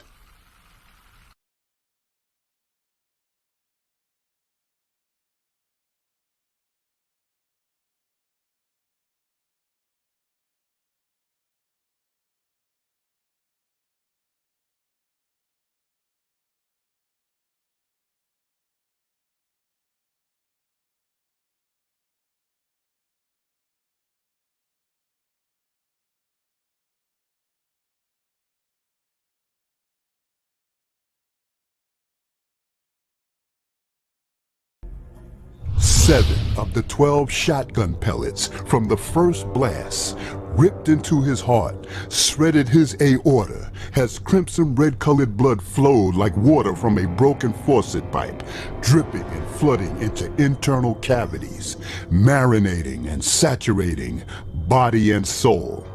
As he clutched his chest, wondering what was the extent of his injuries. Breathing wasn't an option when both lungs were punctured like two newly purchased helium-filled balloons popped by something sharp by a mischievous prankster. Two balloons that seemed like you stood in a line a lifetime to get. Tubes and sacs connected to his bronchial tree erupted, clutching his chest, wondering what was the extent of his injuries. Shotgun pellets went through main organs and lodged in his spine that will soon have to be chiseled out with crude sharp instruments during his upcoming scheduled autopsy. Still standing, wondering again, to what extent was his injuries? has heart ventricles, contracted, pushing out more blood by the pints, with air gushing from flattening lungs like monsoon winds or a sudden unexpected blown-out tire from a fast-moving vehicle. He couldn't meditate, contemplate, ventilate, oxygenate. And in a last act of defiance, even after being hit, he stood there, determined to prove that black folks didn't have a genetic predisposition to cowardice. And when he could no longer defy the law of physics, he went down in history to rise again, never to be forgotten. Didn't they know you can't keep a good man down? Now we want more answers. We know for certain the leadership of the Nation of Islam planned Malcolm's murder. And we know for certain the names of many participants. What about the New York City Police Department? Where did they suddenly appear from after the shooting? Were they present to protect Malcolm or to protect the killers? Why was William Bradley so casual and not quick to run to the getaway car? Why don't we have photographs of all of Malcolm's named assassins? Why was Malcolm allowed to speak while being in such a worn-out, overworked state that he was in? Why didn't Malcolm's followers notice that the Nation of Islam were holding affairs right inside the Autobahn ballroom?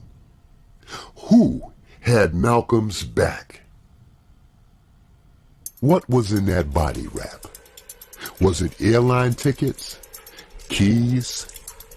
Bradley and Hayer, how about granting us an interview? We want to ask you both some real tough questions.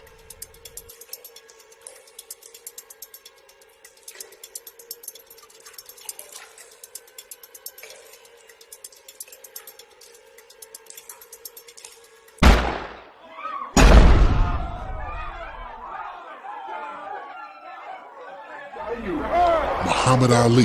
Whatever the punishment, whatever the persecution is for standing up for my religious beliefs, even if it means facing machine gun fire that day, I will face it before denouncing Elijah Muhammad and the religion of Islam. I'm ready to die. It appears that Elijah Muhammad only chose select individuals who he revealed Master Farad's identity with. It's obvious that Muhammad Ali and his wife Khalila were two of that select few. While many people today claim to have specific knowledge about the man they say is God, the reality of it is that very few members in the Nation of Islam actually met Master Farad Muhammad. I arranged through talk show host Lance Shabazz to do a over-the-phone interview with the still stunningly beautiful former wife of Muhammad Ali, Khalila Ali. I happened to come across a photograph that I saw her in that blew my mind. I asked Sister Khalila several questions about the amazing photograph that displayed her presenting a birthday cake to a man she disclosed to me to be Master Farad Muhammad. Brother Omar, you there? Yes, I am. Assalamu alaikum. You're on the phone with Sister Khalil Ali. Oh, Sister Khalila, assalamu alaikum. Walaikum assalam, Brother Omar. How are you? Oh, I'm all right, sister. How are you? I'm doing fine. Thanks a lot. I am. Well, I saw a recent picture of you, and you certainly look marvelous. You look great. You might need glasses. No, I got good vision. Okay. Hey, Sister Khalila, this brother's working on a project that he's working on Master Farad Muhammad, and I was sharing it with him, the picture that you had shown me with Brother Abdullah, and I told him that you had said the messenger introduced you to him as Master Farad Muhammad, and the brother wanted to ask you some questions about that. Sure. If you don't mind. I don't mind at all. I'm trying to work on a very small project about, Farad and the nation. Yes, sir. It's something I'm doing strictly on my own, but that was a very interesting picture. Very interesting, huh? Yeah. Yeah. So I wrote down several questions. So whenever you want me to begin, you just let me know and I'll ask you. Yeah, I just been good right now. Okay. All right, Sister Kalila, do you remember the actual date of that photograph? Because I see you're very young in that photograph. Yeah, the date would be, I don't know, I would be guessing, would be, I was divorced from my at the time. So it was in my home. He stayed in my home. All right, we'll move on. Maybe it'll come to you. I was just thinking, it would be like 77. Okay. I think maybe we was divorced 78, 77. It had to be. It was in the 70s. Okay, somewhere in the late 70s, early 80s. Now, in that picture, there's two women in back of you, in back of the man. And who is the man? The man himself? Yeah, the man that you are presenting. His name is Muhammad Abdullah. And now, who is he supposed to be? Well, he's Muhammad Abdullah. Is he Farad Muhammad formerly? Well, I was introduced to him as that, but a lot of people don't believe it, but that's what I was introduced to him as. I can only go by what somebody tells me. I understand. And I only trusted one man, and that was Elijah Muhammad. So he said it, I believe it. So Elijah Muhammad introduced you to this man? Yes, sir. And what was I was introduced in his home with this man. I'm sorry, I missed that. You were introduced in his home? Yeah, I was introduced to him in Elijah Muhammad's home, not in my home. Okay, so he was at Elijah Muhammad's home. He was at his home. And Elijah Muhammad said to you, "This is Master Farad Muhammad?" That's what he said. Now, what was your reaction when he told you that? I was excited. I was elated, and I thought that was beautiful. But I wondered why his name was different when I saw him the second time. But I asked him why was it different. He said he changed it. He changed it? Because, yeah, he said he used his name then in America when he came here. That's what he used. And his real name was Muhammad Abdullah. What was your former husband Muhammad Ali with you at the time? No. Okay. I was divorced from Ali then. Oh, I see. Now, before when I met him, I wasn't even married to Ali. You met him. I was younger when I first met him. When you first met Master Farad. He just looked older. He just looked older. So you met Master Farad on two occasions, when you were younger and sometime later. Yeah, well, yeah, but he adopted me as his granddaughter, so it wasn't like I met him a couple of times. I mean, he lived in my home. I went to his home, with his wife and his family. So those women in back of him in that photograph, who are those women? My daughter, Miriam, and my adopted daughter, Christine Gunasekara from Malaysia. You said your daughter Miriam is in that photograph with you presented? Yeah, my firstborn, yes. Muhammad Ali's firstborn. She's standing right over our grandfather. Oh, I thought those were two women from India. These are my daughters, man. They're from India. Those are my daughters. So so one of the women is your daughter, Miriam. And the other one is the one I adopted and brought back from Malaysia. She was visiting me in Malaysia. See, I don't have the actual photograph in front of me right now. Well, there was only two women that were pictures in the paper. Okay, now. Photo. Okay, what about the cake? What's the occasion for the cake? It was his birthday. It was his birthday.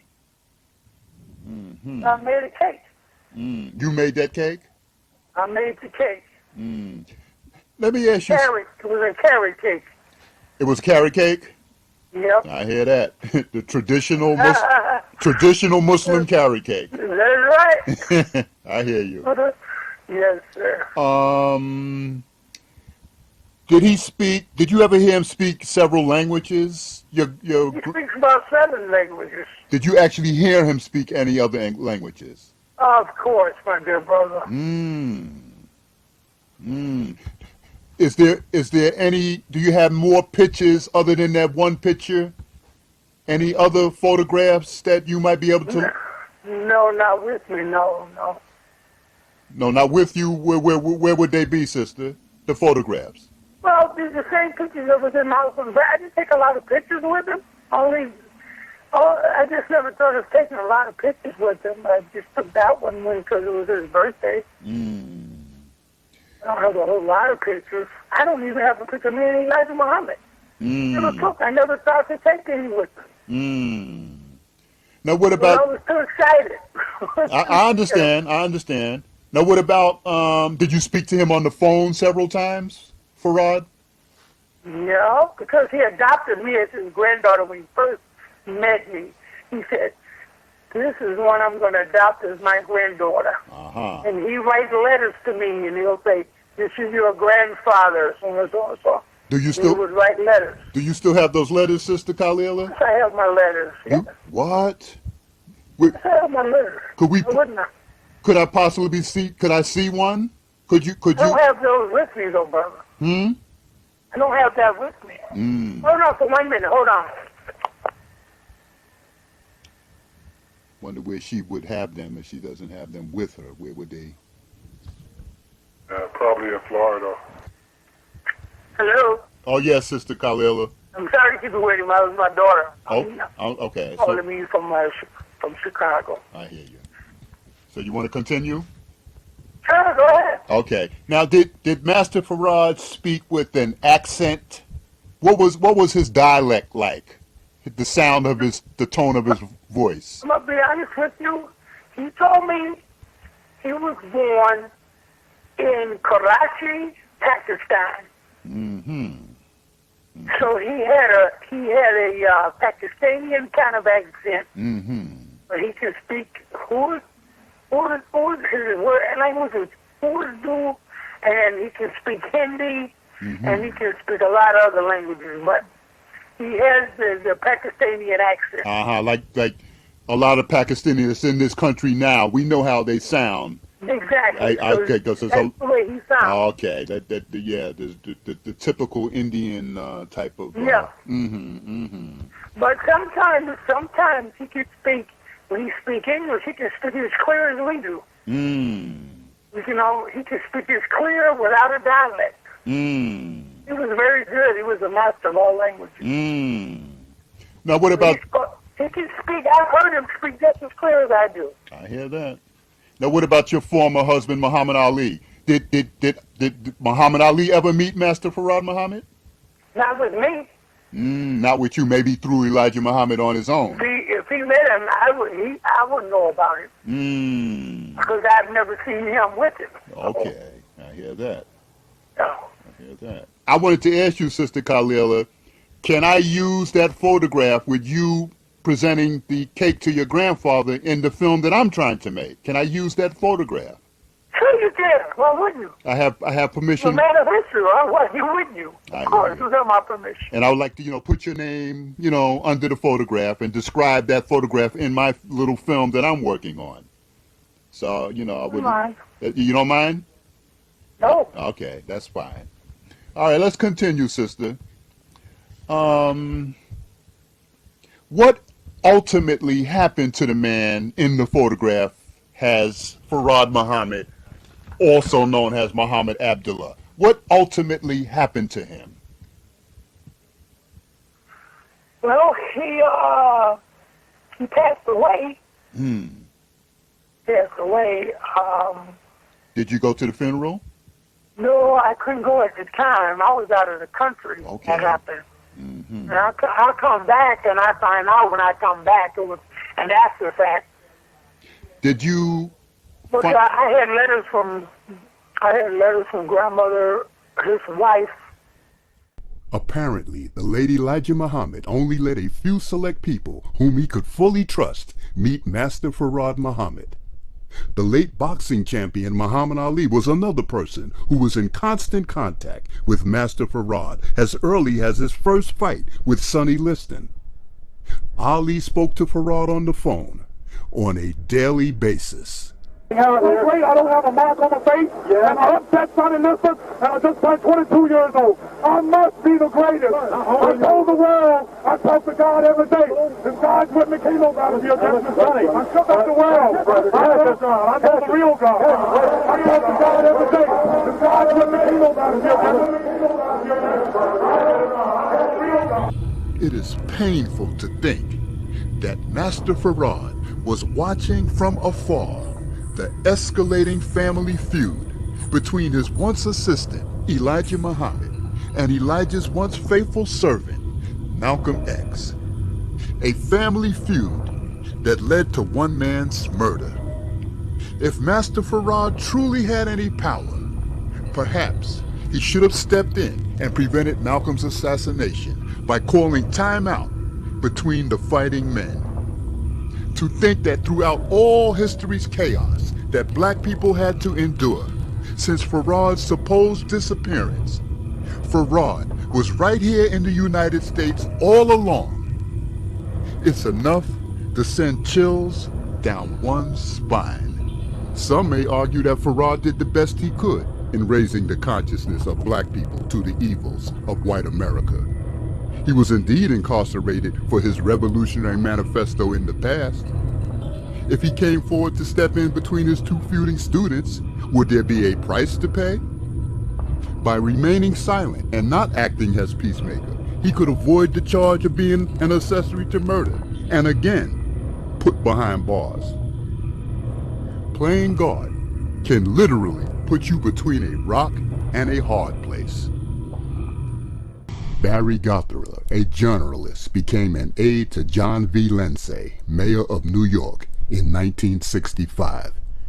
As a member of the Lindsay administration, Barry's job was to keep City Hall aware of potential explosive situations before things blew up and got out of hand. 24 persons, most of them youngsters, were arrested today in the second day of rioting in Brooklyn over alleged school segregation. Some 300 Negro teenagers and youths ran wild through downtown Brooklyn, battling police, smashing windows, and terrorizing pedestrians. Historically, racial tensions between blacks and whites were a given. A former Nation of Islam member named Clarence 13X was a force to be reckoned with when he was kicked out of the Nation of Islam and formed his own secret society called the 5%ers. Clarence 13X, at the raise of his hand, could stop a riot of black youth or start one. The city of New York was concerned. It wasn't just the mayor of the city of New York who was worried. The same sentiment echoed throughout city halls in every major city in the United States, and wherever the majority of black folks resided in, usually a ghetto. To be brutally honest, every municipality coast to coast had black occupants that were treated like second-class citizens. Or to be more frank, black folks were being treated like 10-year-old horse manure by white people. Sure, this newly elected mayor didn't want to see his city go up in flames. Mayor Lindsay's main man in liaison, Barry Gothard, would get real close to the man who was once called Clarence 13X, whose new name was Allah. A man self-proclaimed to be God in the flesh. Allah was a heavy marijuana smoker and a habitual dice shooter. A bad combination for the role of black leader. When Allah was questioned about his bad habits, his response was like Rasputin, the mad monk, who practiced what he preached. Rasputin would say, in order to find repentance and salvation, one must sin first. What's the meaning of goodness if there's no badness to overcome? City Hall hired Clarence 13X. That raised the eyebrows of many, and his loyalty to the black struggle was questioned. Clarence 13X, who was born Clarence Smith Jowers, who would up his name to Allah and call himself God in the flesh. Did City Hall co-opt him, recruit him, own him, control him? He was on city payroll at the time of his murder, and the list of suspects who murdered him is very long. One of Streetology's School of Hard Knocks phrases of surrender says, "You can't beat City Hall." Obviously, that coin was phrased by someone who worked there. The phrase is usually followed by another one that says, "If you can't beat 'em, join 'em." Many of Allah's followers didn't like his upgrade and payoff from City Hall. When push comes to shove, we all have to put on a suit and tie and compromise. That doesn't automatically mean that one's sold out. The problem is when you put all your energy in that 9 to 5 and have very little energy left for the struggle and can barely even open your mouth to articulate anything about the crisis in your community. In December of 1964, Clarence 13X was shot with a high-powered rifle in the basement of a building that was a gambling spot known as The Hole. The high-powered rifle was a hunting rifle that used a .30-06 caliber round. The power of these two components combined earned this weapon the name the Elephant Gun.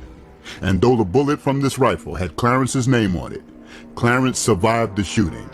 A elephant gun could take down anything.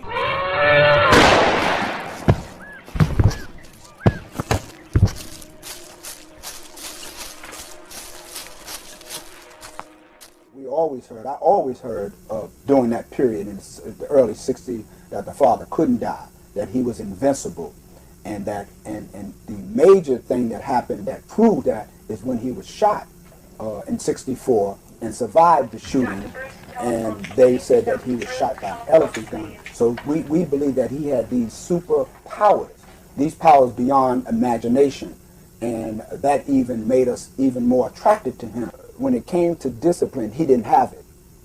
He didn't have that kind of discipline. And in the Nation of Islam, discipline is commanded. You have to take care of your family. You have to make meetings. You have to participate in the propagation of the truth. You would have to adhere to the teachings of the Honorable Elijah Muhammad. And Clarence liked to gamble. In fact, I remember the brother saying that he would shoot dice. And when he shot dice, 7 is a winning. He said, 7, that's God, that's me, God. And he would win. And he had built a lot of debt as a result of that.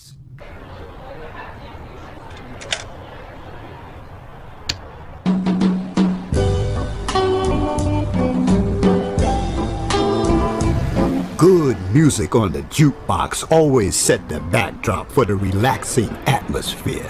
And it was a sin not to keep a pocket full of coins to help keep the 45 RPM records on heavy rotation. Clarence had no idea how extensively the FBI was monitoring his every move. The 3 main places he frequented was the Glamour Inn, the Urban League Street Academy, and the Wellsworth Bar, which were all situated on the same block. The planted electronic surveillance devices cut through a dense wall of sound that revealed Clarence's every move. They knew by listening where he had been, what he was currently doing, and what he would do next.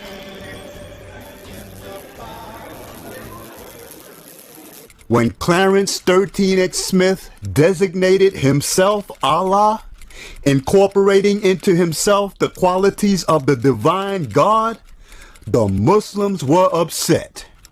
In one stroke, Elijah Muhammad, messenger of Allah, leader and teacher, was demoted to a follower.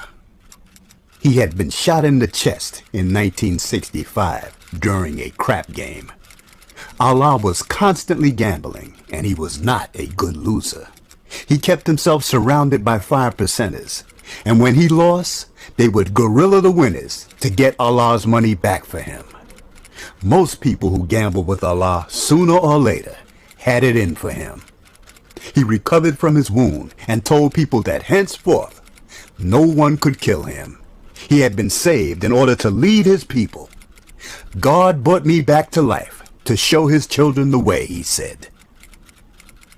And he had some, they said he smoked marijuana. And And we smoked marijuana too, so we were his product. So we did what he did. Marijuana, the smoke of hell, devil's harvest.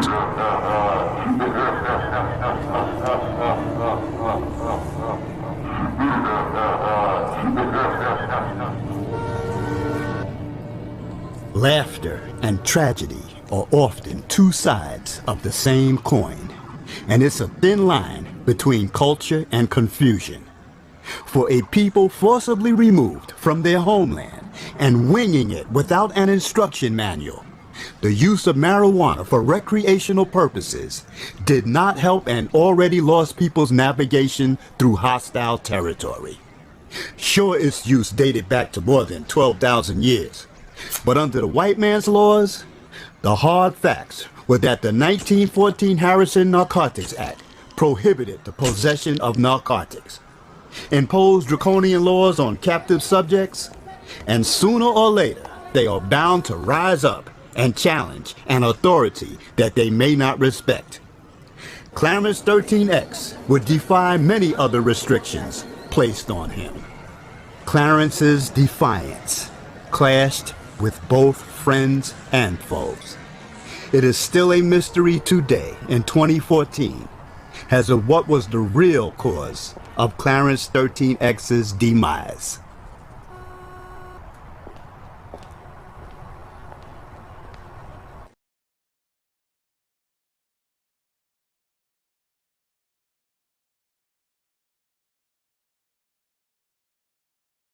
Unfortunately, no one gets to hear the father's voice, except for one poorly recorded interview with him that doesn't point out his philosophy. A poorly recorded interview tape that fails to explain what he stood for, what he was against. What would the father say today in 2016 about the candidates running for president for the year 2017? What would he say about the wave of police shootings against African and Caribbean Americans? What would be his stance on the marijuana laws? What would he say about the music being made today by black people? What would the father have to say about President Barack Obama? Would the father work for the mayor of the city of New York? The police commissioner? These two men have achieved incredible feats against all odds, becoming leaders of legendary status. Their names are Imam W. Dean Muhammad and Minister Louis Farrakhan. You can't go before the world strutting blackness. You have to go before the world displaying wisdom and righteousness. I know that America needs leadership. And I'm going to make my contribution. The history of Imam Muhammad and Minister Farrakhan is a fascinating story of two great African-American religious leaders. Both of them came into prominence in the Nation of Islam under the leadership of the Honorable Elijah Muhammad. I have been teaching that one day you will wake up to know. Imam Muhammad was his son. He was called defiant, often disagreeing with the religion his father was proclaiming. At times, he was discommunicated from the group, unable to even speak with Nation of Islam members. Minister Farrakhan was different. He was Elijah Muhammad's greatest student. He was charismatic and articulate, with a level of intelligence profound as any. Then the people began to say, yes, yes, yes. He studied Elijah's every word and loved him like a father. In 1975, when the Honorable Elijah Muhammad passed away, it was Muhammad who was elected to leadership of the Nation of Islam. He immediately began making changes to bring all Nation of Islam members in accordance with mainstream Islamic beliefs. He changed the name of the group to the World Community of Al-Islam in the West and began teaching the tenets of Al-Islam. Although an estimated 1.5 million followers made this conversion, everyone wasn't ready to let go of the Honorable Elijah Muhammad's profound teachings. In 1978, Minister Louis Farrakhan split from Imam Muhammad to rebuild the Nation of Islam. See, we don't speak of Elijah Muhammad as dead. We don't say the late Elijah Muhammad. How could the man be late when his wisdom is so on time?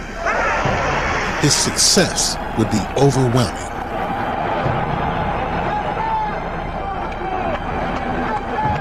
In the name of Allah. For years, these two great Muslim leaders would be divided.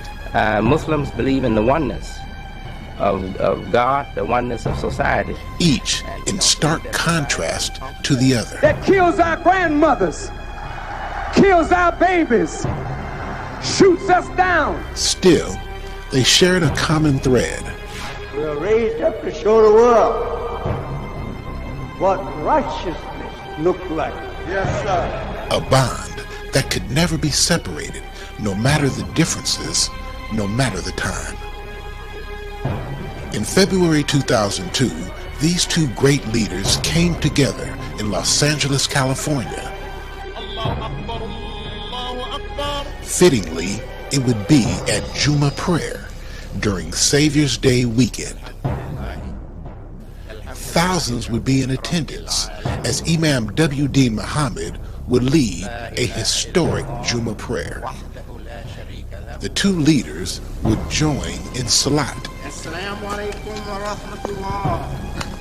Assalamu alaikum wa rahmatullah. a sight seldom, if ever seen, by the American public.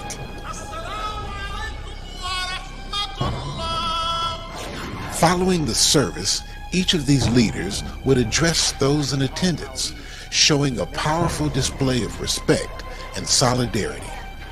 So Islam today is off the straight path, and some are trying to get back to the straight path and making a mess of it.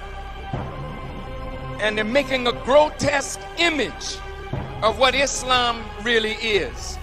The following day, Minister Louis Farrakhan and Imam W.D. Muhammad would meet again, this time at a local television studio, where for the first time in history, they would be interviewed together and answer questions which had been discussed for decades. I mean, there have been, for the last several years, attempts to reconcile these two groups or brothers of ours. And what has taken it so long? Let me say that I thank Allah so much for the man that came to try to put us on the road to Islam. The starting point is not the finishing point. The starting point is letting us know that we have a journey. Master Farad Muhammad told us to accept our own and to be ourselves. We know that he, a human being born February 26, 1877, is not the originator of the heavens and the earth, but the good that we gained from his 3 years and 4 months among us was that he raised from among us a man that would get us started in a process that even though the Islamic world would have liked to have helped us, and many Muslims came to try to help us, they didn't have the right methodology and approach for the condition that we were in. Farad Muhammad developed a methodology, strange as it seems, unorthodox as it seems, even poisonous as it may seem, yet it was a prescription that started bringing balance to the system, and that we would evolve from a nationalistic, black thinking people into the universal message of Islam. But just to dwell on Farad Muhammad, the idea that he was the incarnation, or he was God on earth, you know. I differed with my father. Yes. And I didn't want to differ with him. Yes. In fact, I never differed with him directly. I was told, he was told that someone heard me saying something different. So he called me to question me about it. And I told him that I could more readily believe that he was God than I could believe that his teacher was God, because his teacher was a white man, and he said white people were devils. And also I told him that I understand something from your teacher that makes me believe that he said those things, but he also left enough evidence of his real intent, and that was to bring us to the correct idea of God in Islam. For example, my mother, when I was leaving the home one day, after my father had insisted that I accept God the way he presented God, or I was going to be cut off from all communication. He told me he knew it would hurt me to know that I wouldn't be able to see my mother. He said, you won't be able to talk to your mother, I'll see her. So I didn't change. And as I was leaving, my mother was hurt, and it hurt me to see her hurting like that. She said she walked me to the door, which she didn't do. That was normal for her. And my father excused you. And she stood on the porch at the door, and she said, Wallace, why don't you go back there and accept this? Just say you believe. I said, Mama, tell me what Mr. Farad told you all. I said, did he tell you he was God? And she looked like her face went blank, and looked like she didn't know what to say. And a few seconds she said, no, he did not. So in fact, he told us to not even call him prophet. Said that was too big a title for him. Then I said to my mother, how can you ask your son now to accept a man as God who told you prophet was too big a title for him? I see. So I think that is the consistent view that if Master Farad's contribution has been to Farad was sincere. That's my point. Yes, that's what I'm saying. He was very sincere. Any Orthodox Muslim out of the 1.2 billion will readily accept that. But when there is any suggestion of something related to being God on earth, then there is difficulty. You would agree with me? Well, let me put it to you another way. That man, Adam, was to be Allah's vicegerent. Khalifa, yes. On earth, Khalifa. What does that mean? That means that Adam was to act on the will of God, in the place of God, by God's command, but not to be worshipped as a God, but to show the human being what the human being could become. Correct. If the human being submitted to God. He ordered the angels to bow down to this man that he made and fashioned from, in one part of the Quran, black mud into shape, and from another part, from dust. And he ordered the angels to bow down to Adam. All of this is subject to interpretation. And it is interpretation that gives Muslims these points that create division. And I think now that we in the Nation of Islam have accepted Prophet Muhammad, peace be upon him, and we recognize when we were taught to pray, every morning our prayer was, surely I have turned myself to thee, O Allah, to him who originated the heavens and the earth. And I am not of the polytheists. That was our prayer. Yes. At some point, we would come into a greater understanding of that.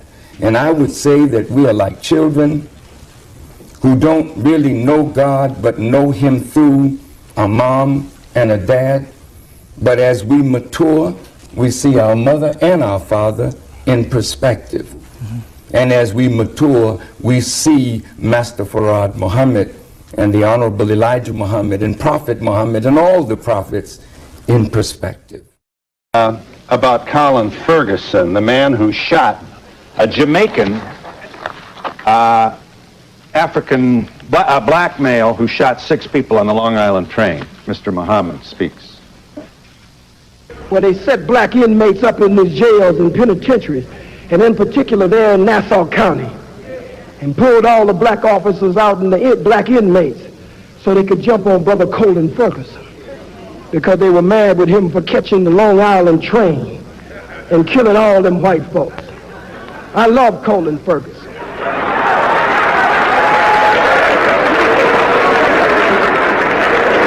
I have no official position, so I can say I love him. You love a man who randomly killed 6 people on a commuter train?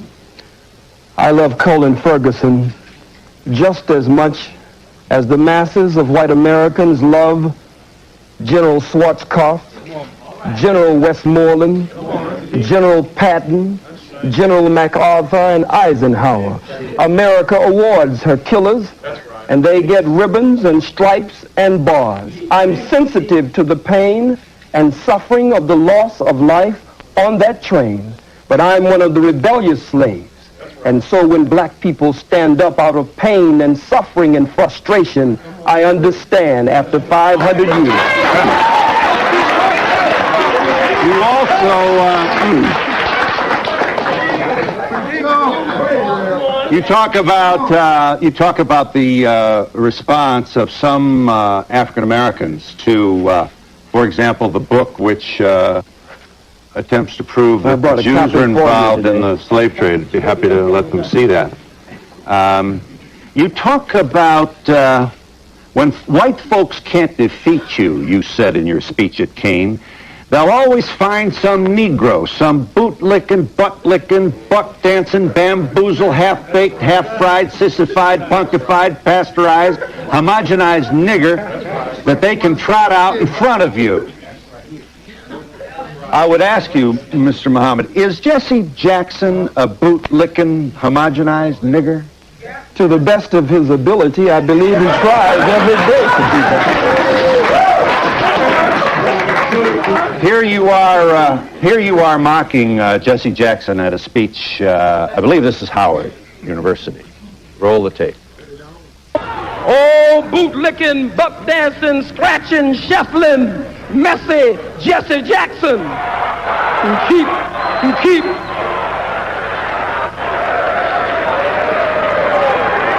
I am a somebody.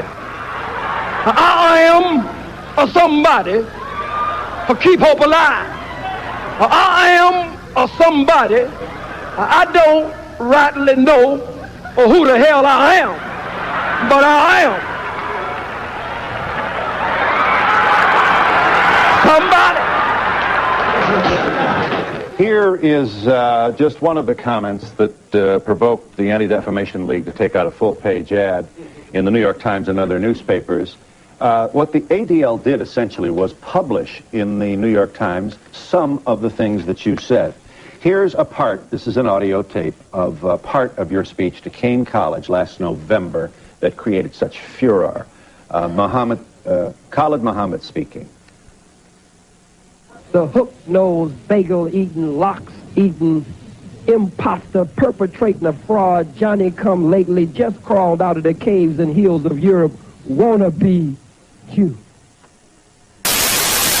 Don't you let no hook-nosed, bagel-eating, locks-eating, perpetrating a fraud. It is remarks like this one that have earned Muhammad his reputation as someone who despises Jews.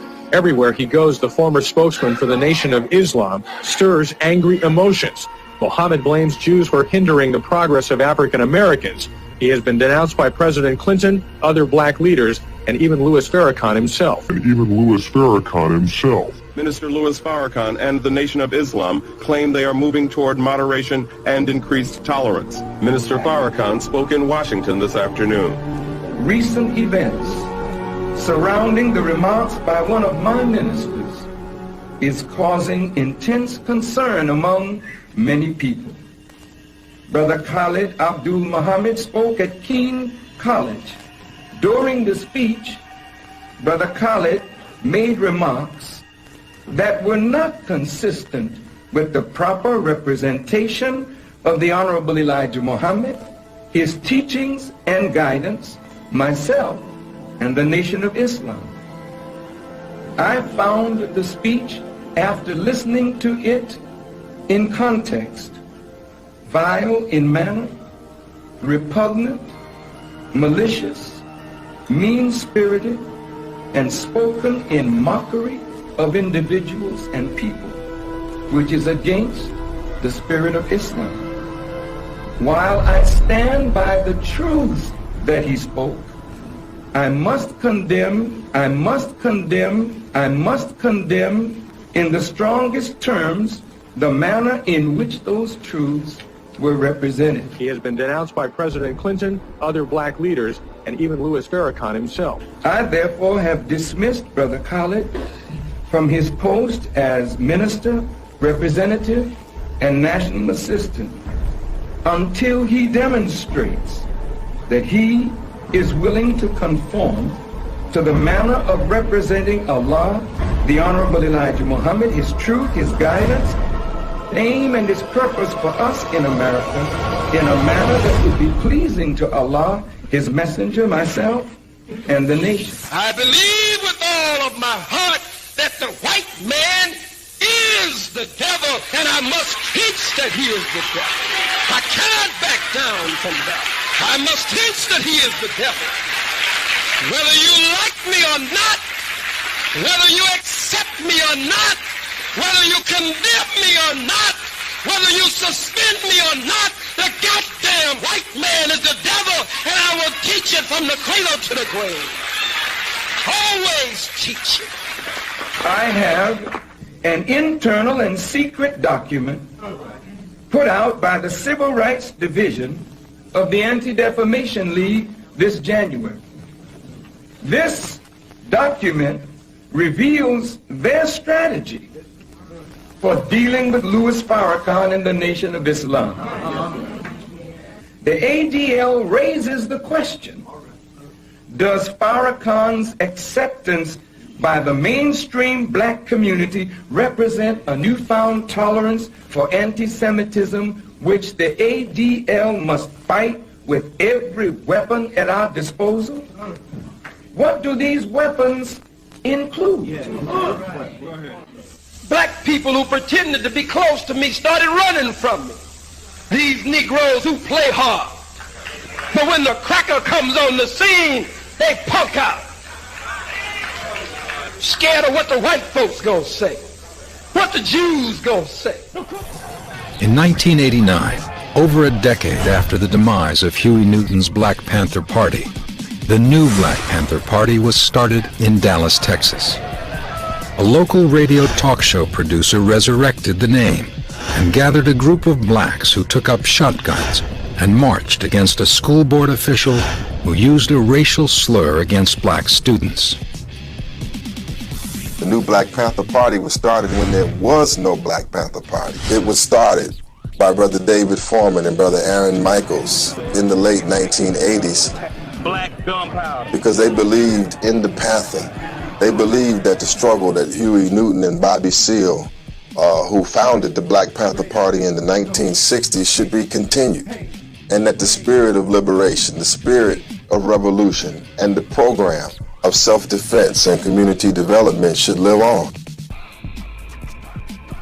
The new Panthers used the militant rhetoric and confrontational style of the original Panthers, but abandoned their core principle of all power to all the people. And black power. Yo! Instead, the new Black Panther Party kept the Panther name, but added a fiery brand of black separatism, black nationalism, and anti-Semitism. Yo! want to know what you want to know. Their hatred of the Jews stems from a belief that blacks are the true descendants of the Hebrews of the Bible. They also believe that while blacks and Jews have both struggled for equality in America, the Jews have risen and abandoned the blacks. The new party and their militant tactics attracted a small nationwide following during the next several years. In the beginning, the Black Panther Party held a youth rally, and they invited Tom Metzger, who was the head of the White Aryan Resistance, and they both agreed, the white supremacists and the black supremacists agreed that they should be separate and live their own lives. Militant and at times hate-filled language has been a core component of the new Black Panther Party since its beginnings. But the rhetoric intensified under Dr. Khalid Muhammad, who became the group's de facto leader in 1998. And black power. When the new Black Panther Party teamed up with Khalid Abdul Muhammad, who was a former NOI spokesperson, the hardcore anti-Semitism and racism really became part of what was attractive to a lot of people about the new Black Panther Party. Khalid was the national spokesman for the nation's leader, Minister Louis Farrakhan. His outspoken rhetoric made him a hero to some young members of the NOI. Khalid Muhammad was a firebrand, he was charismatic, he was powerful, he resonated with young black people, he resonated with the hip-hop generation. He was a force to be reckoned with in many ways outside of the Nation of Islam. I say to the Jewish people, The Nation of Islam, a religious organization, was founded in 1930 and claims to promote Islamic beliefs and black pride. But in 1993, Khalid brought pressure on the organization when he gave a speech at New Jersey's Keene College and referred to Jewish people as bloodsuckers and the Pope as a cracker. perpetrating the fraud, just crawled out of the caves and hills of Europe, so-called Jews, make you believe that you are not the chosen people of His God. remarks were so strident that Khalid was censured by the U.S. Congress. In response to the public outcry, Minister Louis Farrakhan suspended Khalid from the leadership of the Nation of Islam. I found the speech vile in manner. The Nation of Islam wanted him to tone down his rhetoric, and Khalid Muhammad found a space where he could say what he wanted to say without someone telling him that he needs to tone down his rhetoric, and that organization was the new Black Panther Party. Wake up, clean up, and stand up. In 1998, Khalid became the de facto leader of the new Black Panther Party for self-defense. Quran says, "O you who believe, do not take the Jews and the Christians for friends. They are friends of each other, and whoever amongst you takes them for a friend, then surely he is one of them. Surely Allah does not guide him." You can clearly see. Look at goddamn Farrakhan sitting there with that lowly ass Jew. Now look over here. This one is very important. Y'all know who he is? That's Flegger. Flegger, Jesuit order of the church. He's a Jesuit priest. Check it out. Let's connect these niggas. Check them out. There you go again, Farrakhan and Flegger. Now let me go a little further. Look at Farrakhan at the United Nations, right? You know what United Nations stand for. These damn devils he up here begging. Look at this man over here. Chavez, right? So we can clearly see, why would he be sitting up at the UN? Is he in there talking about Darfur? Is he in there talking about some damn white Arabs over there enslaving Africans? Hell no. He in there begging them. Okay, that's Darfur. He not in there talking about Darfur. Let's go on. Right here. Never again. A new pledge for the Jewish community. The Quran clearly says, whoever takes the Christians and Jews for a friend is an abomination. The Quran says. Look at Farrakhan sitting there, goddamn puppet to these damn Jews. Look at him. There you go again with these goddamn Jews. Take a look. I'm not making this shit up. He's in bed with the Jews. In the supreme wisdom lessons of the lost found Nation of Islam, we are told that you cannot reform the devil. The question is asked, and can you reform, devil? And the answer said that all of the emphatically no.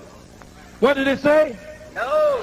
Minister Farrakhan, yes. Dr. King dreamed of the day that children will be recognized by the content of their character, not the color of their skin. Do you see a day when whites will be allowed to join the black Muslims? But not only are we lost, the whole human family is lost, and therefore the message has to evolve, and we have to evolve. And I'll close that point by saying, in Christ, there is no Greek, no Jew, no bond, no free, no male, no female.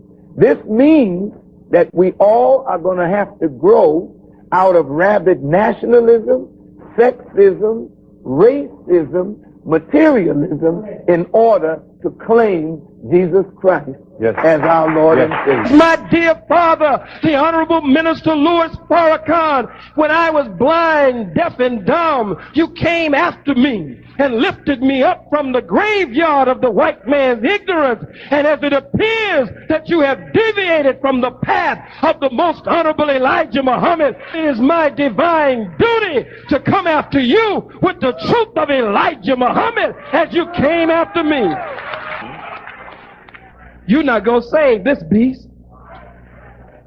In the supreme wisdom lessons of the lost found nation of Islam, we are told that you cannot reform the devil. The question is asked, and can you reform devil? Yes. And the answer said that all of the emphatically no. What did it say? No.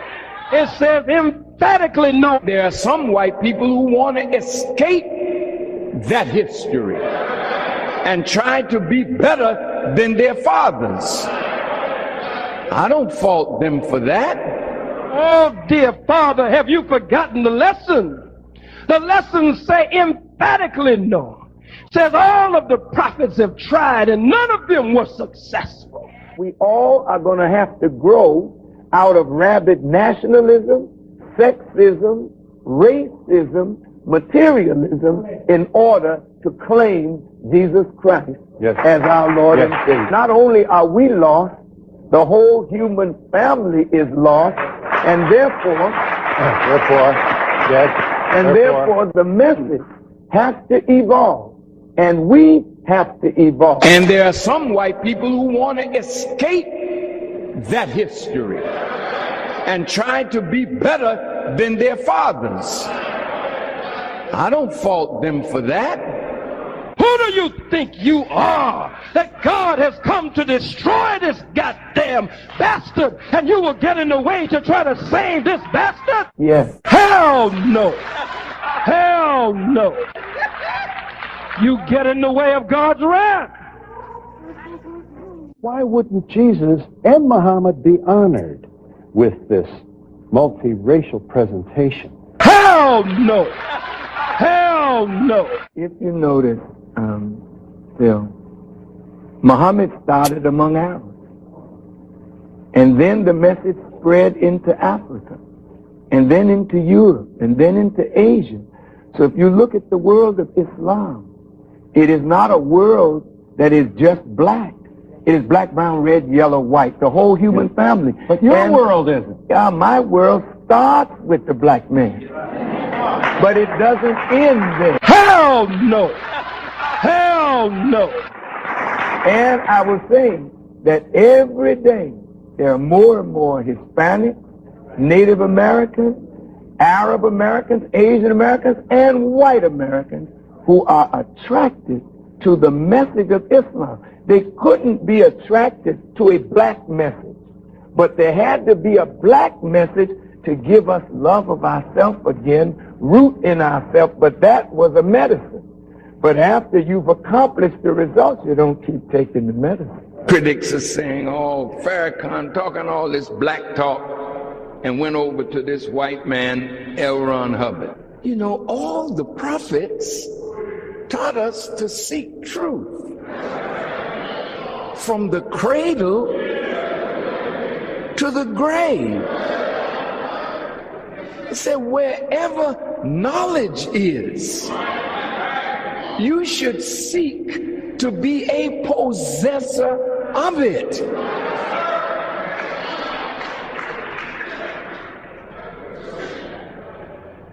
No, some of you went to school. You went to college, didn't you? Some of you, were all your teachers black?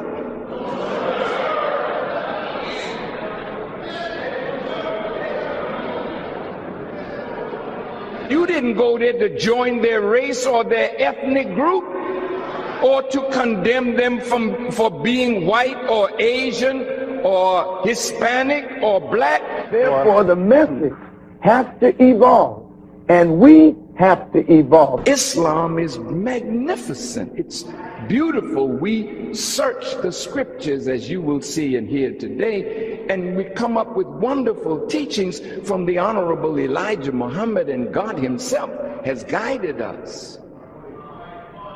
But I found something. But I found something. But I found something. In the teaching of Dianetics of Mr. L. Ron Hubbard.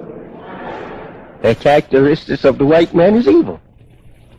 He was made like that through nature, now we say. Naturally, he was made like that. And I thank God for Mr. L. Ron Hubbard. And I thank God for his research and teaching. He's gone on now. So if he was a racist, that went in the ground. If he was a hater, that went in the ground. If he wanted nothing to do with black people, well, maybe that's in the ground, but his word was that this teaching that he had would find prominence once it was exposed to black people and black people laid hold to it. I am not in a disagreement with that.